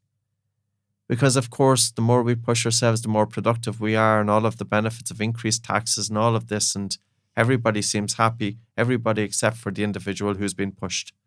But at some point, the body says no. So I would say, when I have somebody say, like this person with chronic fatigue syndrome, he just pushed the boundaries too much. He overrided the signal that his body was telling him to stop. And the body said, okay, well, if you're not going to stop, I'm going to stop it for you. So he is shut down. He's got dysregulation of the autonomic nervous system. His BOLT score, which is the length of your comfortable breath hold time, was 10 seconds. That implies that he has a strong chemosensitivity to carbon dioxide. His breathing visually is faster, harder upper chest, and he's not getting enough air. That's how he feels. He is breathing in a way that's constantly telling his body and brain that he's under threat. That's what we need to change. And all I'm doing is giving him really soft and slow breathing. And I've had about 10 sessions with him. You wonder, what am I doing for 10 sessions? Yeah, it's reinforcing it. Taking a soft breath in through your nose and a really relaxed and slow, gentle breath out. Because every time that you do that during your normal day-to-day routine, 2 minutes here, 3 minutes here, 5 minutes here, whatever it is, short pockets of time, you have your attention out of your mind onto your breath. So because the anxiety that comes with chronic fatigue syndrome, this guy was a very productive individual, very creative. Now he's not, because of course his fatigue is hampering that. But what we want is for his body to continuously telling the brain that he's safe. And we do that through the breath. And the more we do that, now sleep is improving, sleep quality, sleeping throughout the night. Like, it's ironic that when you're working with people with chronic fatigue syndrome, or people with long COVID for that matter, because there's often a crossover, they're exhausted, but at the same time they can't sleep. They are tired, but they are wired. They're overstimulated. Their heart rate is higher. Their breathing is faster. Their breathing is harder. We need to be able to dampen the stress response. So there's a time to relax the body and mind. Everybody should be able to dampen. For me, and I think also, you might ask, like, why are some people driven towards the more stressor exercises and some people are driven towards the lighter and slower breathing and lower breathing? I think it's personality. I'm an introvert. I live in the middle of nowhere. I love my own space. I talk for a living, but then I hide. That's me. Whereas you might have an extrovert who very much loves to put themselves out there. And for me, breathing exercises, they are extroverted or they are introverted. The extroverted breathing exercises, hyperventilation, long breath holds. Now, we do long breath holds, but we typically don't do them with hyperventilation. And there is a specific reason for that. So what I would say is that if you are new to breathing, your personality may influence, and of course your state of your nervous system may influence which breathing exercise that you are drawn to. Mm. So there is a place for the extroverted techniques, but there's also a place for the introverted technique. I'm developing a hypothesis here as you're speaking now. I'm going to call it the absence of baseline control hypothesis. So as you're speaking, I'm kind of thinking of, and you kind of wrapped it up nicely there at the end, the different types of personalities drawn to different types of breathing or breath work. But the common big brush you see painted nowadays when it comes to this type of kind of routine that people tend to use to try and optimize their performance, let's say, because as you mentioned earlier on, we're all performance driven now. So we're not really thinking about how well do we switch off or relax. We're thinking about how well can I perform today? And it tends to be hyperventilation-based breath work, because most of the modern techniques are based on hyperventilating and breath holds, cold exposure, and caffeine. So you have a triple thread of stimulation there in the morning. So you do your breath work, or you do your cold exposure, your breath work, you have a cup of coffee, you head off to work. But unless you have a very controlled baseline, all you're doing is taking somebody who's likely overstimulated anyway and further stimulating them. And I used to see this a lot when I worked in the clinic, and we worked with a lot of high performers in the business world, the athletic world, etc. Just this level of overstimulation with a complete absence of any idea what the baseline was and how to reach it again. So I take those, like I'm a fan of cold exposure and breath work and things like that. But I find for me personally, they bring me to the absolute moon if I haven't established my baseline. If I haven't had 95% of my time that day or week be calm, controlled, intentful, peaceful, soft, as you mentioned earlier on. When I'm in that state and I need to perform, I can do any of these other exercises and it brings me to a level where I need to perform, just like if I need to mouth breathe to get that extra last bit of my sprint, but only if I've done the other practices. If I haven't, even a cup of coffee for me, if I haven't done my practice, if I'm not in a good space, a cup of coffee will bring me to 12. Anxiety, inability to focus, poor sleep, irritability, physiological symptoms. So my hypothesis now is becoming even more concrete, I suppose. 95% of what most of us, irrespective of our personality traits, should be doing is trying to achieve this level of balance, whatever that looks like for us, this calm baseline. And then we can use the other things as tools to bring us to certain levels of performance if we need them. But you also correctly pointed out in some situations that might not necessarily be the best to hyperexcite yourself, such as public speaking or conversation or brain surgery. It might actually be better to maintain that low, slow, and calm state. You don't need to be hyper-focused, but I think in today's world, it's sexy to be productive and to be economical with your time and to squeeze every last bit of energy out of every last minute, because that makes you a better contributing member of society, I suppose. Yeah, but it comes back to that word. What is productive? You know, there's plenty of times that we've all sat on laptops. Yeah, busy. We've just sat there, and our state of mind isn't where it's at. We're there, but we're not productive. Yeah. So then we have to consider, well, what do we need to be absolutely in that state of mind? And, you know, when you're in the state of mind of alertness and calmness and focused and concentrated attention, it's so easy to make decisions. It's a lot easier to make decisions when you're in that state than when you're feeling tired and you're drained of energy. We only have so much energy. This is where our sleep has to come in. Our sleep has to be in and out through the nose. We shouldn't be waking up with a dry mouth in the morning. We need to be practicing good sleep habits. And we also need to be practicing good breathing habits. That if, for example, that there is a time that you're feeling tired during the day, take 10, 15 minutes out and close your eyes, hide somewhere.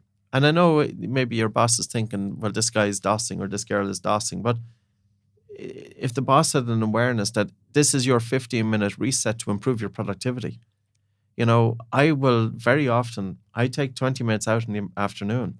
I will bring my attention inwards. I will slow down everything. And this is my reset, because now then I have 3 hours that I can really be productive as a result of doing this 20 minutes. And so I would say to people, gauge and listen to your body. Yeah. And the next time that you are feeling tired, just ask yourself, like, what are you actually producing there? You know, are you just sitting there and kind of like we're cutting ourselves, that we're just there, we're there in body, but we're not doing a whole lot. We're just going through the motions. Now, I would also say, people then say, well, there's so much pressures on me. I should be doing meditation. I should be doing physical exercise, and I should be doing breathing exercises. Okay. My life, for a couple of years, I wasn't good with doing physical exercise because my workload increased dramatically. And I felt that there was a pressure there that, you know, a small business, and there was the workload that I really had to dedicate everything to it. And then at a point, then I became a little bit resentful, because I'm saying I'm putting all of my attention outwards, but I'm not able to give myself some attention. So my routine is I do a simple, very 30-minute simple routine. I've got a cross trainer. I get up in that every single morning. I do 30 minutes at a pace to drive my heart rate up to maybe 140, 150 at the top beats per minute. Breathing through your nose. Breathing in and out through my nose. But I do it with every cell of my body. So now I'm up on the cross trainer. I'm not just doing it in my head. This is my meditation. So here I'm doing my physical exercise for 30 minutes, my breathing exercise for 30 minutes, and sometimes I'll bring in some breath holds, sometimes I won't, and my meditation for 30 minutes. But I'm doing it all in one. So the next time that you go out and do your physical exercise, don't just go through the motions. Keep your mouth closed during the exercise. Do some breath holds, especially during the initial warm-up when it's easy enough. You know, don't do breath holding be careful if you have panic disorder. I've put people into panic attacks. I put people into anxiety by doing breath holds. So you have to be very careful, because when we do a breath hold, there is a physiological and a psychological stress. That stress is suffocation. And if you have somebody, say, who's prone to panic disorder and they've had panic attacks over the years, they can have a very strong reaction to the fear of suffocation. And now when I have them do a breath hold, it's almost that I'm generating the same symptoms which they would have experienced during their panic attack. And of course, the body doesn't know the difference between now a breathing exercises versus the panic attack that they've experienced in their past. And I have put plenty of people into panic attacks. And that's why this is where I was talking at the start, that experience is a great teacher. And now, we've dialed down everything, because I do realize the power of breathing. Like, I think there needs to be a conversation had in terms of what's happening, the physiology, if you do hyperventilation and breath holds. And I know it's really, really popular, and it's tremendous to see that breathing has got out there. It really, really is. But let's look at what's happening there. If you hyperventilate, you get rid of significant pressure of carbon dioxide from your lungs and blood. Because of the loss of CO2, you can now hold your breath for a really long time because the alarm to breathe is being depleted. And as you hold your breath for a really long time, maybe 2, 3, 4 minutes, your blood oxygen saturation now is dropping quite significantly. If you go down to less than 87% SpO2, in other words, of all of your hemoglobin, what's the fraction of it that's carrying oxygen? Normal, it's about 97, 98%. Anything between 95 to 99% is normal, or 95 and 100%. As you drop below 87% from doing a breath hold, 88, 87%, this is severe hypoxia. If you get into 85%, it's pretty good target to reach. If you go down to 70%, you get disoriented. If you go down to 60%, there's a risk of blacking out, and 50% and 40 and lower. When your blood oxygen saturation drops down to the 80s, there is an increase of blood flow to the brain. But when your blood oxygen saturation drops down to the 60s, there is a reduction of blood flow to the brain. If you're doing hyperventilation, which is allowing you then to do really long breath holds, your oxygen levels is dropping so much that now you can have a reduction of blood flow to the brain. Do we want to be depriving our brain of oxygen and blood flow? And nobody really will know the outcome of this, probably until it may be too late for some people. I don't know. And I am just a little bit hesitant. Yeah. As I said, like, I can teach any breathing technique.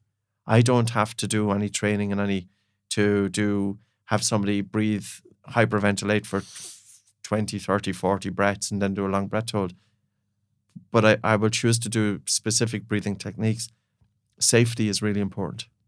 Yeah. And again, it kind of just reiterates the point earlier on about it's not about the extremes. It should be about the baseline. It's about the normal breath. It's about bringing yourself back down to a regulated, I love the word regulated, actually, but a regulated level. There's a question that popped into my head as you were speaking there about the routines that people think they have to do in the mornings. And oftentimes, and I say this a lot in these podcasts, when people who really enjoy these topics discuss it, we're like, oh, these amazing things we can do. You have Margaret, who's a mother of 5 out there, and she's got a sick dependent, and she's thinking, how the hell am I supposed to do this? But what I like about this is I'm actually thinking of moments in my life when I do this. Even if you don't have a 30-minute block in the morning to get on your cross trainer and do your breath work, I find when I'm dropping my 2 kids to school, I'm doing it in the car. And it's now become it was a conscious practice for me at the start, because I'd said I need to find a place here just to bring myself down, because I found dropping them to school very stressful, because you're in traffic and we're late for work. You're surrounded by all these other people who are rushing. It's just, the kids are screaming in the back, whatever it might be, and I'm already heightened. So I was like, I'm going to have to bring this down, because I started maybe I'd snap at one of the children, or maybe I'd beep at someone who pulled out in front of me. So now now it's actually subconscious. When I'm driving, I'm doing low, slow breathing. And I find my mornings have transformed. So it could be when you're getting out of the car and walking to work. It could be there's 10 minutes for you. It could be when you're sitting at your desk writing your emails in the morning. It could be, it doesn't necessarily have to be a carved out block of time if you don't have that time. The nice thing about this is, as you pointed out, it's not meditation where you have to sit for 30 minutes in the middle of the office on a cushion with your shoes off. You can do this anywhere. And the more you do it, the better you get. And the more you do it. So it becomes this positive cycle. And I think that's a very important point for this specific topic, because it is one of those things that is available to all of us. And once we understand that we can build this into our daily life and we don't have to make more room for it, it becomes less challenging for people, I think, and more achievable for people. So it's something I think is really, really important for people to consider. It has definitely, I am not particularly practiced or disciplined with this, and it has changed my life. If you don't mind, Patrick, for the last little segment of this podcast, we'll go through some maybe practical takeaways for people that they can do by themselves. I'm going to ask you a couple of questions. We'll have a little bit of discourse on some of them, and hopefully people will take some useful information. We've talked a lot about the importance of nasal breathing during sleep. The obvious question people ask is, how the hell am I supposed to keep my mouth closed when I'm asleep? I tape my mouth, but are there specific tapes or ways you should do this, specific techniques you should do? One of the challenges I found with taping my mouth was lying down, that initial kind of sense of oxygen hunger, as you call it, or a little bit of panic, and I have to take the tape off. or I would wake up in the middle of the night and somehow I've taken the tape off. Is that normal? Is that something for people to expect if they tape their mouths at night? Yeah, if somebody is a chronic mouth breather, we develop a habit of breathing mouth fast and shallow. And then when you start switching to nasal breathing, you might feel that you're not getting enough air. What I would say is switch to nose breathing during wakefulness, during the day as much as you can. Go for your walks with your mouth closed, do your yoga, your gardening, your movement with your mouth closed.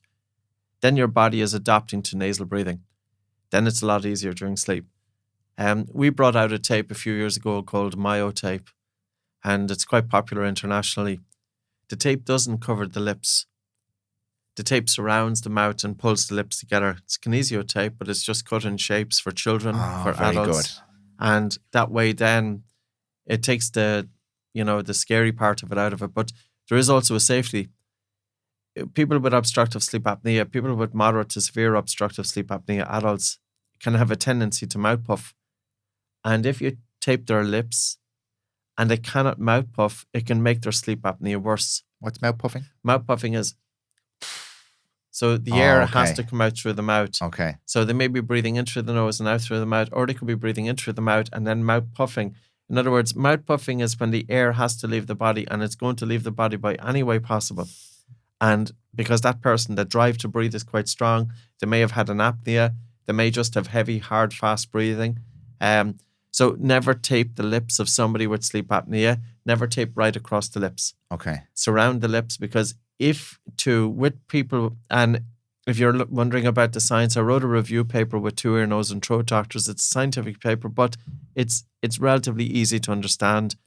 Looking at your everyday breathing patterns from functional breathing perspective and how it relates to the phenotypes of obstructive sleep apnea.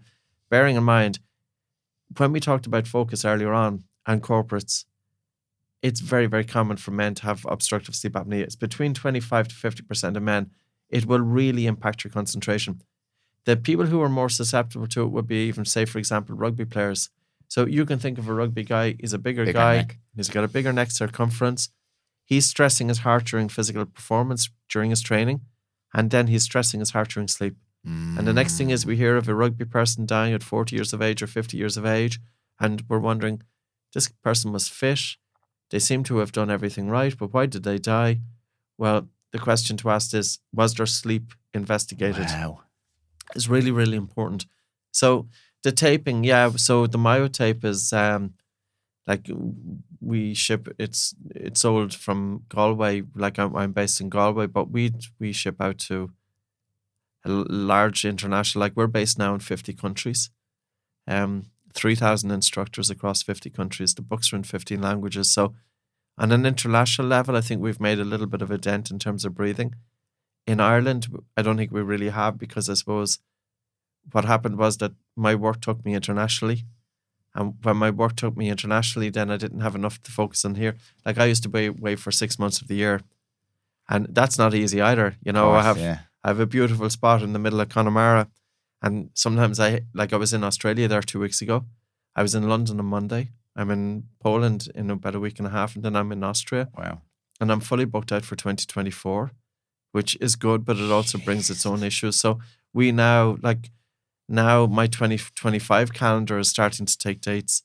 So so coming back then to your question, take homes for people, it's really, really vitally important. Start with nose breathing during rest, during light physical movement. If you feel comfortable, then do use a support to get your mouth closed at night. You only need to use a support if you wake up with a dry mouth in the morning. You shouldn't wake up with a dry mouth in the morning, because if your mouth is dry in the morning, it indicates that you have been mouth breathing through it. At the very least, you're dehydrated. Your dental health is impacted. It could contribute to inflammation of your upper airways, inflammation of your lower airways. Your sleep is lighter.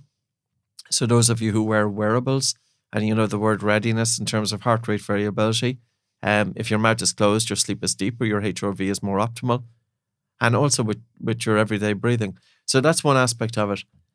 If you've got a stuffy nose, do a breath hold. And you can very easily do a breath hold. Don't do this if you're pregnant or if you have any serious medical conditions. If you have anxiety or panic disorder, you have to go very easy.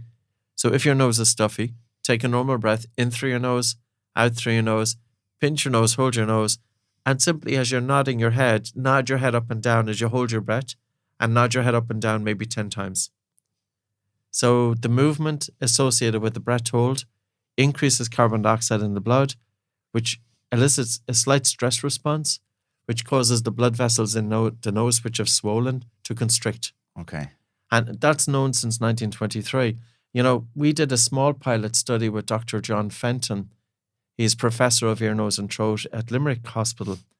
And I worked with 26 of the patients from their department. They had asthma and they had chronic rhinosinusitis. It's only a pilot study, so it's not a double randomized blinded control trial. But there was a 70% reduction of their symptoms at 3 months follow-up. That's according to the visual analog scale, the nasal obstruction symptom evaluation, and also what's called the SNOT test, the sinonasal outcome test. So these are instruments in an ENT department that we could show a 70% reduction of symptoms at 3 month follow-up simply by doing breathing exercises, switching to nasal breathing. The more you breathe through your nose, the better your nose works. You know, and I would say, like, your wife is an occupational therapist. Children coming in with special needs, they very often have poor sleep. They really, really need to be looking at nasal breathing there and showing these kids, like, our program for children is free. We've put my entire program is free of charge out there. Wow. Everything is out there. I held nothing back. All of the exercise for children are out there. And I taught my own daughter, and she is the child that's in the exercise. So you can see then that, well, I have no problem teaching my child them because I know they are safe. They are out there for any. So if you've got a child and your child is mouth breathing, you can avail of all of the breathing exercises for free. All of the breathing exercise for adults are free. That's through our app, which we put a lot of work into, and that's out there. And then, of course, the books on YouTube and everything. So, you know, so there's, coming back to the nose and blocking exercise, but just in case people won't remember, they can avail of them. Take a normal breath in and out through your nose, pinch your nose, hold your nose, and just nod your head up and down as you hold your breath, maybe 10, or if you're comfortable, 15, or even if you're comfortable with that, 20 times. In other words, hold your breath and gently nod your head up and down to the point of a moderate to strong air hunger. Then let go, but breathe in through your nose. Breathe normally for about a minute and do it again. Repeat it about 5 times. Okay, that's your nose and blocking. If you ever feel stressed during the day, and it could be even the minor, and the best stresses are the minor stresses to start off with. Your laptop won't start. And you're feeling that, you know, you can all feel a little bit irritable when the laptop doesn't start. Take a soft breath in through your nose and a really relaxed, slow, gentle breath out. So use this in the minor situations. So whenever you're, you know, or even if you're waiting for a kettle to boil, or the minor things happen, focus in on your breath. Slow down the speed of your exhalation. Your body is telling the brain that you're safe. The more you bring that into your everyday life, then when there's a more challenging situation, you can bring your attention inwards. Now, people might say, well, it's not easy, or my mind is very agitated, I'm overthinking, and it's not easy to do. But what's the alternative? You know, it's not nice having an overthinking mind. It's not nice to be totally disconnected to life, because if we are living in our heads, and this is again what education has, and I don't see education as all bad. I just feel that education, it needs to change to give us the tools to help get us through this life that we are in. That's what education should do.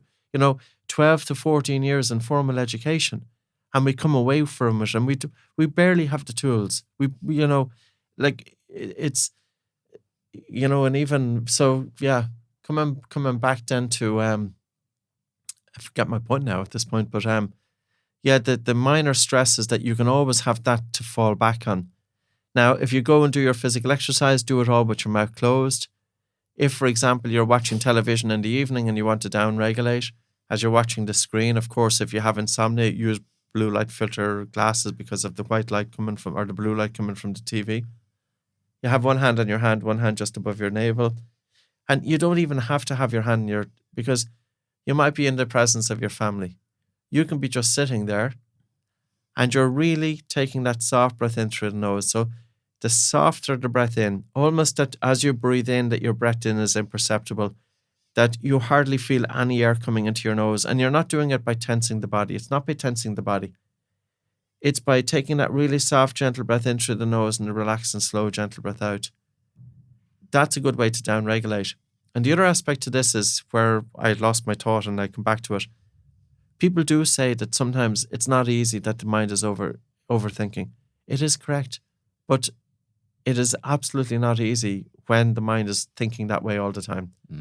And if you want to help to bring a quietness to the mind, it may not be always easy for you to slow your breathing.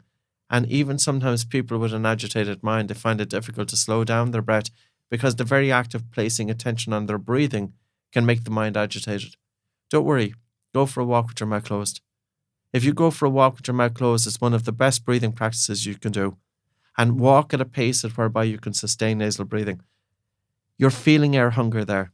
You're increasing carbon dioxide in the blood when your mouth is closed, which is improving blood flow and oxygen delivery to the brain, which is a calming effect. Also, as you do your walking or any physical exercise with your mouth closed, you've got greater recruitment of the diaphragm. The diaphragm breathing muscle is also connected with the mind via the phrenic nerve. And then if we think of the condition schizophrenia, schizophrenic. So the mind-body connection has been known, but that's why it has been misinterpreted to take a deep breath. A deep breath doesn't mean a big breath. A deep breath simply means that you've got good or optimal recruitment of the diaphragm. You spoke about your child, 4 months old. That child, 5 months old, will be breathing in and out through his or her nose. And at some point, maybe due to the environment or different things, the child may get a stuffy nose. The child will still try to breathe in and out through the nose. And after a while, then the air hunger gets too much. The child switches to mouth breathing. But we too, as parents, there was a book written back in the 1870s or whatever called Shut Your Mouth and Save Your Life. It was written by an American painter called George Catlin. And he thought the traditions of the Native American Indians were dying out. So he went and lived with them. And one of the practices of the Native American Indian mother was every time that the child had the mouth open, the Native American mother, she gently pressed the lips together of the baby to ensure nasal breathing. Now, I was reading a book, I think it's called The Killing of Flower Moon. There's a film out there at the moment. Oh, I've heard of it, yeah. In that, Martin Scorsese has done a film, but I was reading the book first of all. And when you look at the facial structure of the Native American Indians, how beautiful they were. And I would be looking at it from the point of view of this wonderfully wide facial structure, forward development of the jaws, high cheekbones, all of the appearances of beauty. But they weren't, of course, just beautiful. These individuals were highly functioning individuals. And even though they were depicted as savages, but they had an innate strength and an innate health. And their traditions also, of course, in terms of the Native American mother breathing through the nose being one of them. I think it's really worth a couple of things. One is bringing attention onto your breathing. I think it's a great way to get out of your head. Of course, the mind has a tendency to wander. But as you have your attention on your breathing, also soften and slow down the breath to get that air hunger, to increase blood flow to the brain, which is a calming effect on the mind. You could also be breathing low and light as well. So, coming back to young kids, if you were to watch a child breathe or watch your dog breathe, okay, the dog may not be a good example if it has its mouth open, but say your dog is lying on the rug, or a cat is lying on the rug, and you're just watching the cat breathe. The cat is breathing in and out through its nose, its regular breathing pattern, and the cat is breathing low with good recruitment of the diaphragm. And conversely, human beings, we are often breathing mouth fast and shallow, and unknowingly we are putting ourselves into this stress response all the time. This is not a recipe for good health, and nor is this a recipe for a soft life. Because if our brain is constantly perceiving that we are in danger, we are in threat, our mind is all over the place. Our sleep is all over the place. We have to get the basics right. And we know how much of a contributor stress is to most conditions nowadays. You're speaking to something there that I think about quite a lot. You can't think yourself out of a thinking problem. So having these techniques, movement, breathing, even if even if you're struggling to get out of that loop in your head, these are very, very, very accessible tools to most people to get out of that thinking loop. And it's funny, like it's the old, how long have we been saying it? Hundreds of years. You feel stressed, go for a walk. Yeah, totally. Yeah. And it really, really works. Two last very, very fast questions for you before I let you go. Allergies and hay fever and things like that. You spoke about decongesting the nose. Does this also work if you have like a condition there? It's being irritated by particles and things like that. It'll also help to decongest the nose. Yes, and also asthma. The first trial. My background initially, I came across the Buteyko method originally for asthma, and the first trial of the Buteyko method was in 1994 in Australia at the Mater Hospital in Brisbane. It was published in the Australian Medical Journal in 1998. They got initially 40 people with asthma. They had asthma for about, I think, 21 years. They divided them into two groups. One group was taught the Buteyko method. 20 people. Breathe in and out through your nose. Breathe light. And deliberately reduce the volume of air that you were breathing to generate that feeling of air hunger. Have your mouth closed during physical exercise. Have your mouth closed during rest. At 3 months follow-up, their symptoms had reduced by 70%. Their need for rescue medication had reduced by 90%. Their need for inhaled corticosteroid had reduced by 49%. And that's published. The control group, who were taught the in-house hospital program at the Mater Hospital in Brisbane, 0% change. Zero. Wow. And there's now been 20 clinical trials at least looking at asthma. And unfortunately, for this to be considered as an adjunctive approach, because we would never see that this is not to replace medication, but if you have a child or an adult with asthma, yes, if they need medication, absolutely. But why not teach them how to improve their breathing patterns, to improve their control? Because with this, then you're going to be less reliant on medication, greater control, but also if, for example, one has asthma, there is a tendency to have a stuffy nose. It's very easy to decongest a nose. Now, of course, if there's a deviated septum, my nose is really badly deviated. But at the same time, I still have an ability to breathe in and out through my nose. You don't need to have a perfect nose. You can really improve your nasal airway, but also your lower airways by putting this into practice. And I will also say this, you don't just have asthma. I didn't just have asthma. My concentration was terrible. My sleep was absolutely terrible. And we know that there's an association between asthma and obstructive sleep apnea. As asthma severity gets worse, so does sleep disorder breathing. So you think about 8 to 10% of this population. Even if I was just to look at the asthma population, why has it not happened in Ireland here? Why has there been so much resistance? And there has been resistance. And I will tell you, I won't even go down the stories. And probably what happened with me was I felt nobody wanted to hear about it, but it's not that they didn't want even to hear. I felt there was always, like at one conference, somebody sat down beside me and asked me said, Patrick, don't ask any questions. This was back in 2005.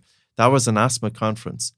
So when I had an individual that deliberately sat down beside me, and I wouldn't have asked I wouldn't have been challenging, but I may have asked, like, why aren't we encouraging people with asthma to breathe in and out through the nose? Why aren't we encouraging people with asthma who are breathing faster and that they feel air hunger and that they're breathing upper chest, which is very inefficient and it does reduce gas exchange? Why not teach them to improve their functional breathing patterns? Because then we can give these people the tools for life. Mm. Think of the costs. BBC did a documentary on the Buteyko method. You'll find the documentary on YouTube. It's called BBC QED, Buteyko.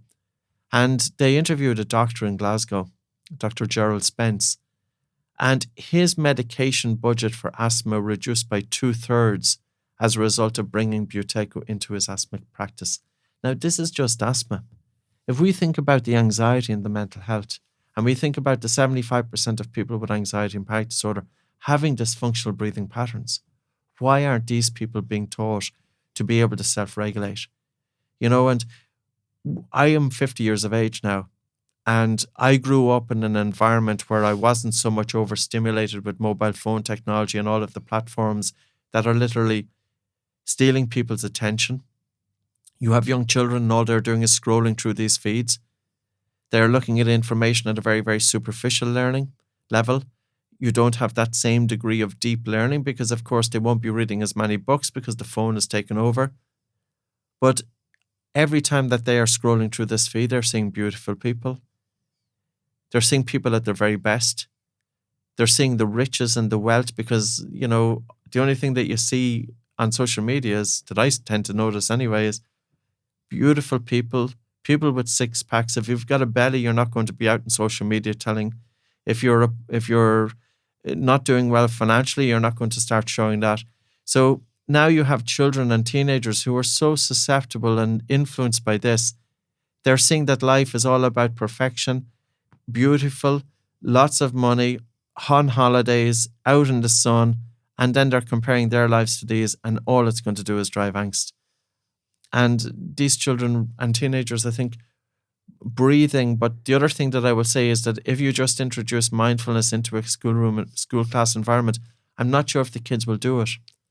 But if you get children doing their physical education with their mouth closed, bringing in some breath holds, and even the very point that if you're feeling stressed or if somebody has bullied you, or you have an internal strength to draw upon.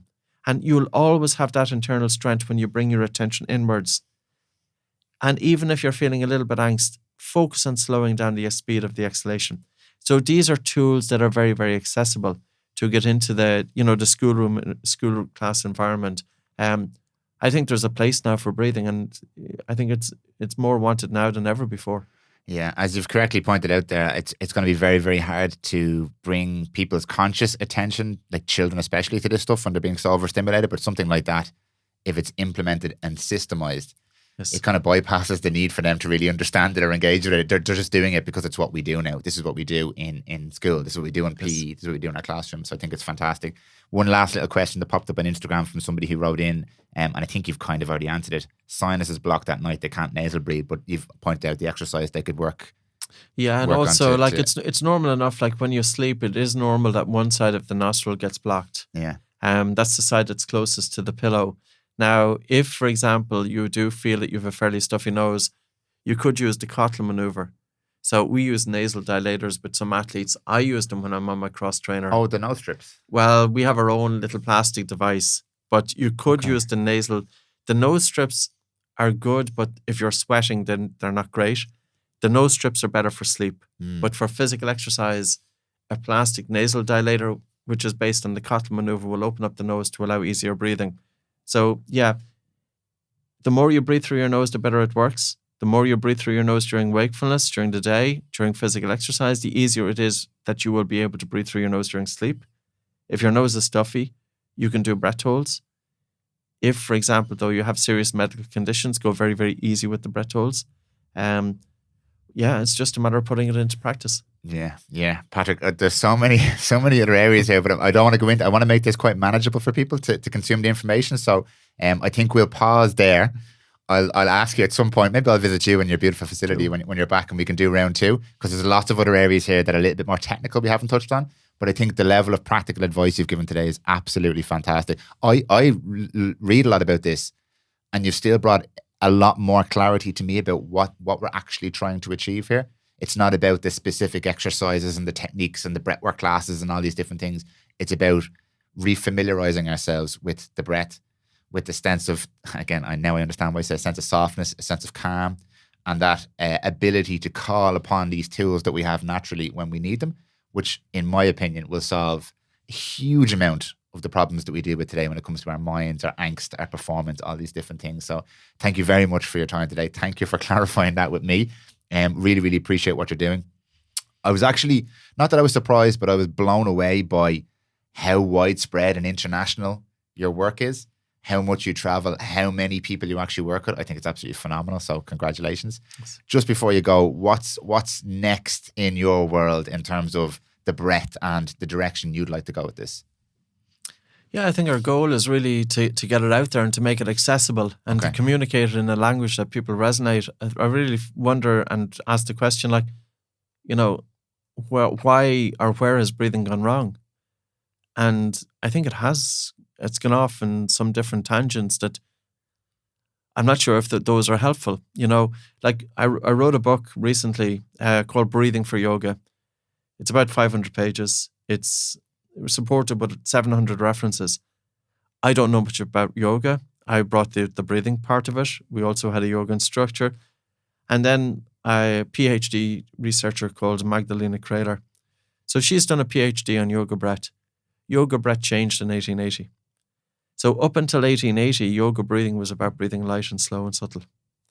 Yoga breathing was about breathing soft. Yoga breathing was about retention of the breath. It was about improving the tolerance to carbon dioxide. And yogis could hold their breath quite easily for 180 seconds. They had an immense capacity to influence their autonomic nervous system. In 1880, there was a movement in Europe called the hygienic movement. And the idea took hold of the importance of taking these full big breaths to ventilate the lungs so that germs wouldn't spread, so that people wouldn't contact tuberculosis. This idea went from the West, from Europe, to India, and changed breathing in India. So the yoga breathing that we hear today is not yoga breathing. The yoga breathing was influenced by this hygienic movement in 1880, and she has written a PhD thesis on it, and I asked her to contribute to the book, and what she did was she looked at the work that we've been doing, and she looked at the original yoga breathing, and our work is akin with what yoga breathing was up until 1880. That's cool. So there was one motive. We brought out the app. As I said, I put a lot of work into it, and we deliberately made the app for free. And of course, people in business are saying you're crazy. It's this, that, and the other. We put a lot of money into it. Everything is free, and the idea was there to drive awareness. So I'm currently writing presentations to get these into the school systems. So we have presentations from 5 to 8 years of age, 8 to 12, and 12 to 18. We have something huge happening next year that will put this really on an international platform. There's a lot happening. Like, we have a small team of about 10, 11, depending on 12 people in Galway. We're out in Connemara, but our team is mainly focused. We're working internationally, and just that's the way it happens, you know. Yeah. So I'm really delighted. Like, sometimes I pinch myself because I thought that this was such a slow burner for many, many years, and then it just took off. And there's a lot going to happen next year. Fantastic. Well, the very best of luck with it all. As you've already mentioned, most, if not all of your resources are free online. So if people are looking to check it out, I'll add all the links into the bio and all that kind of thing. But once again, Patrick McKeown, thank you so much for your time. Pleasure. Thanks very much, Dan. Chat to you soon.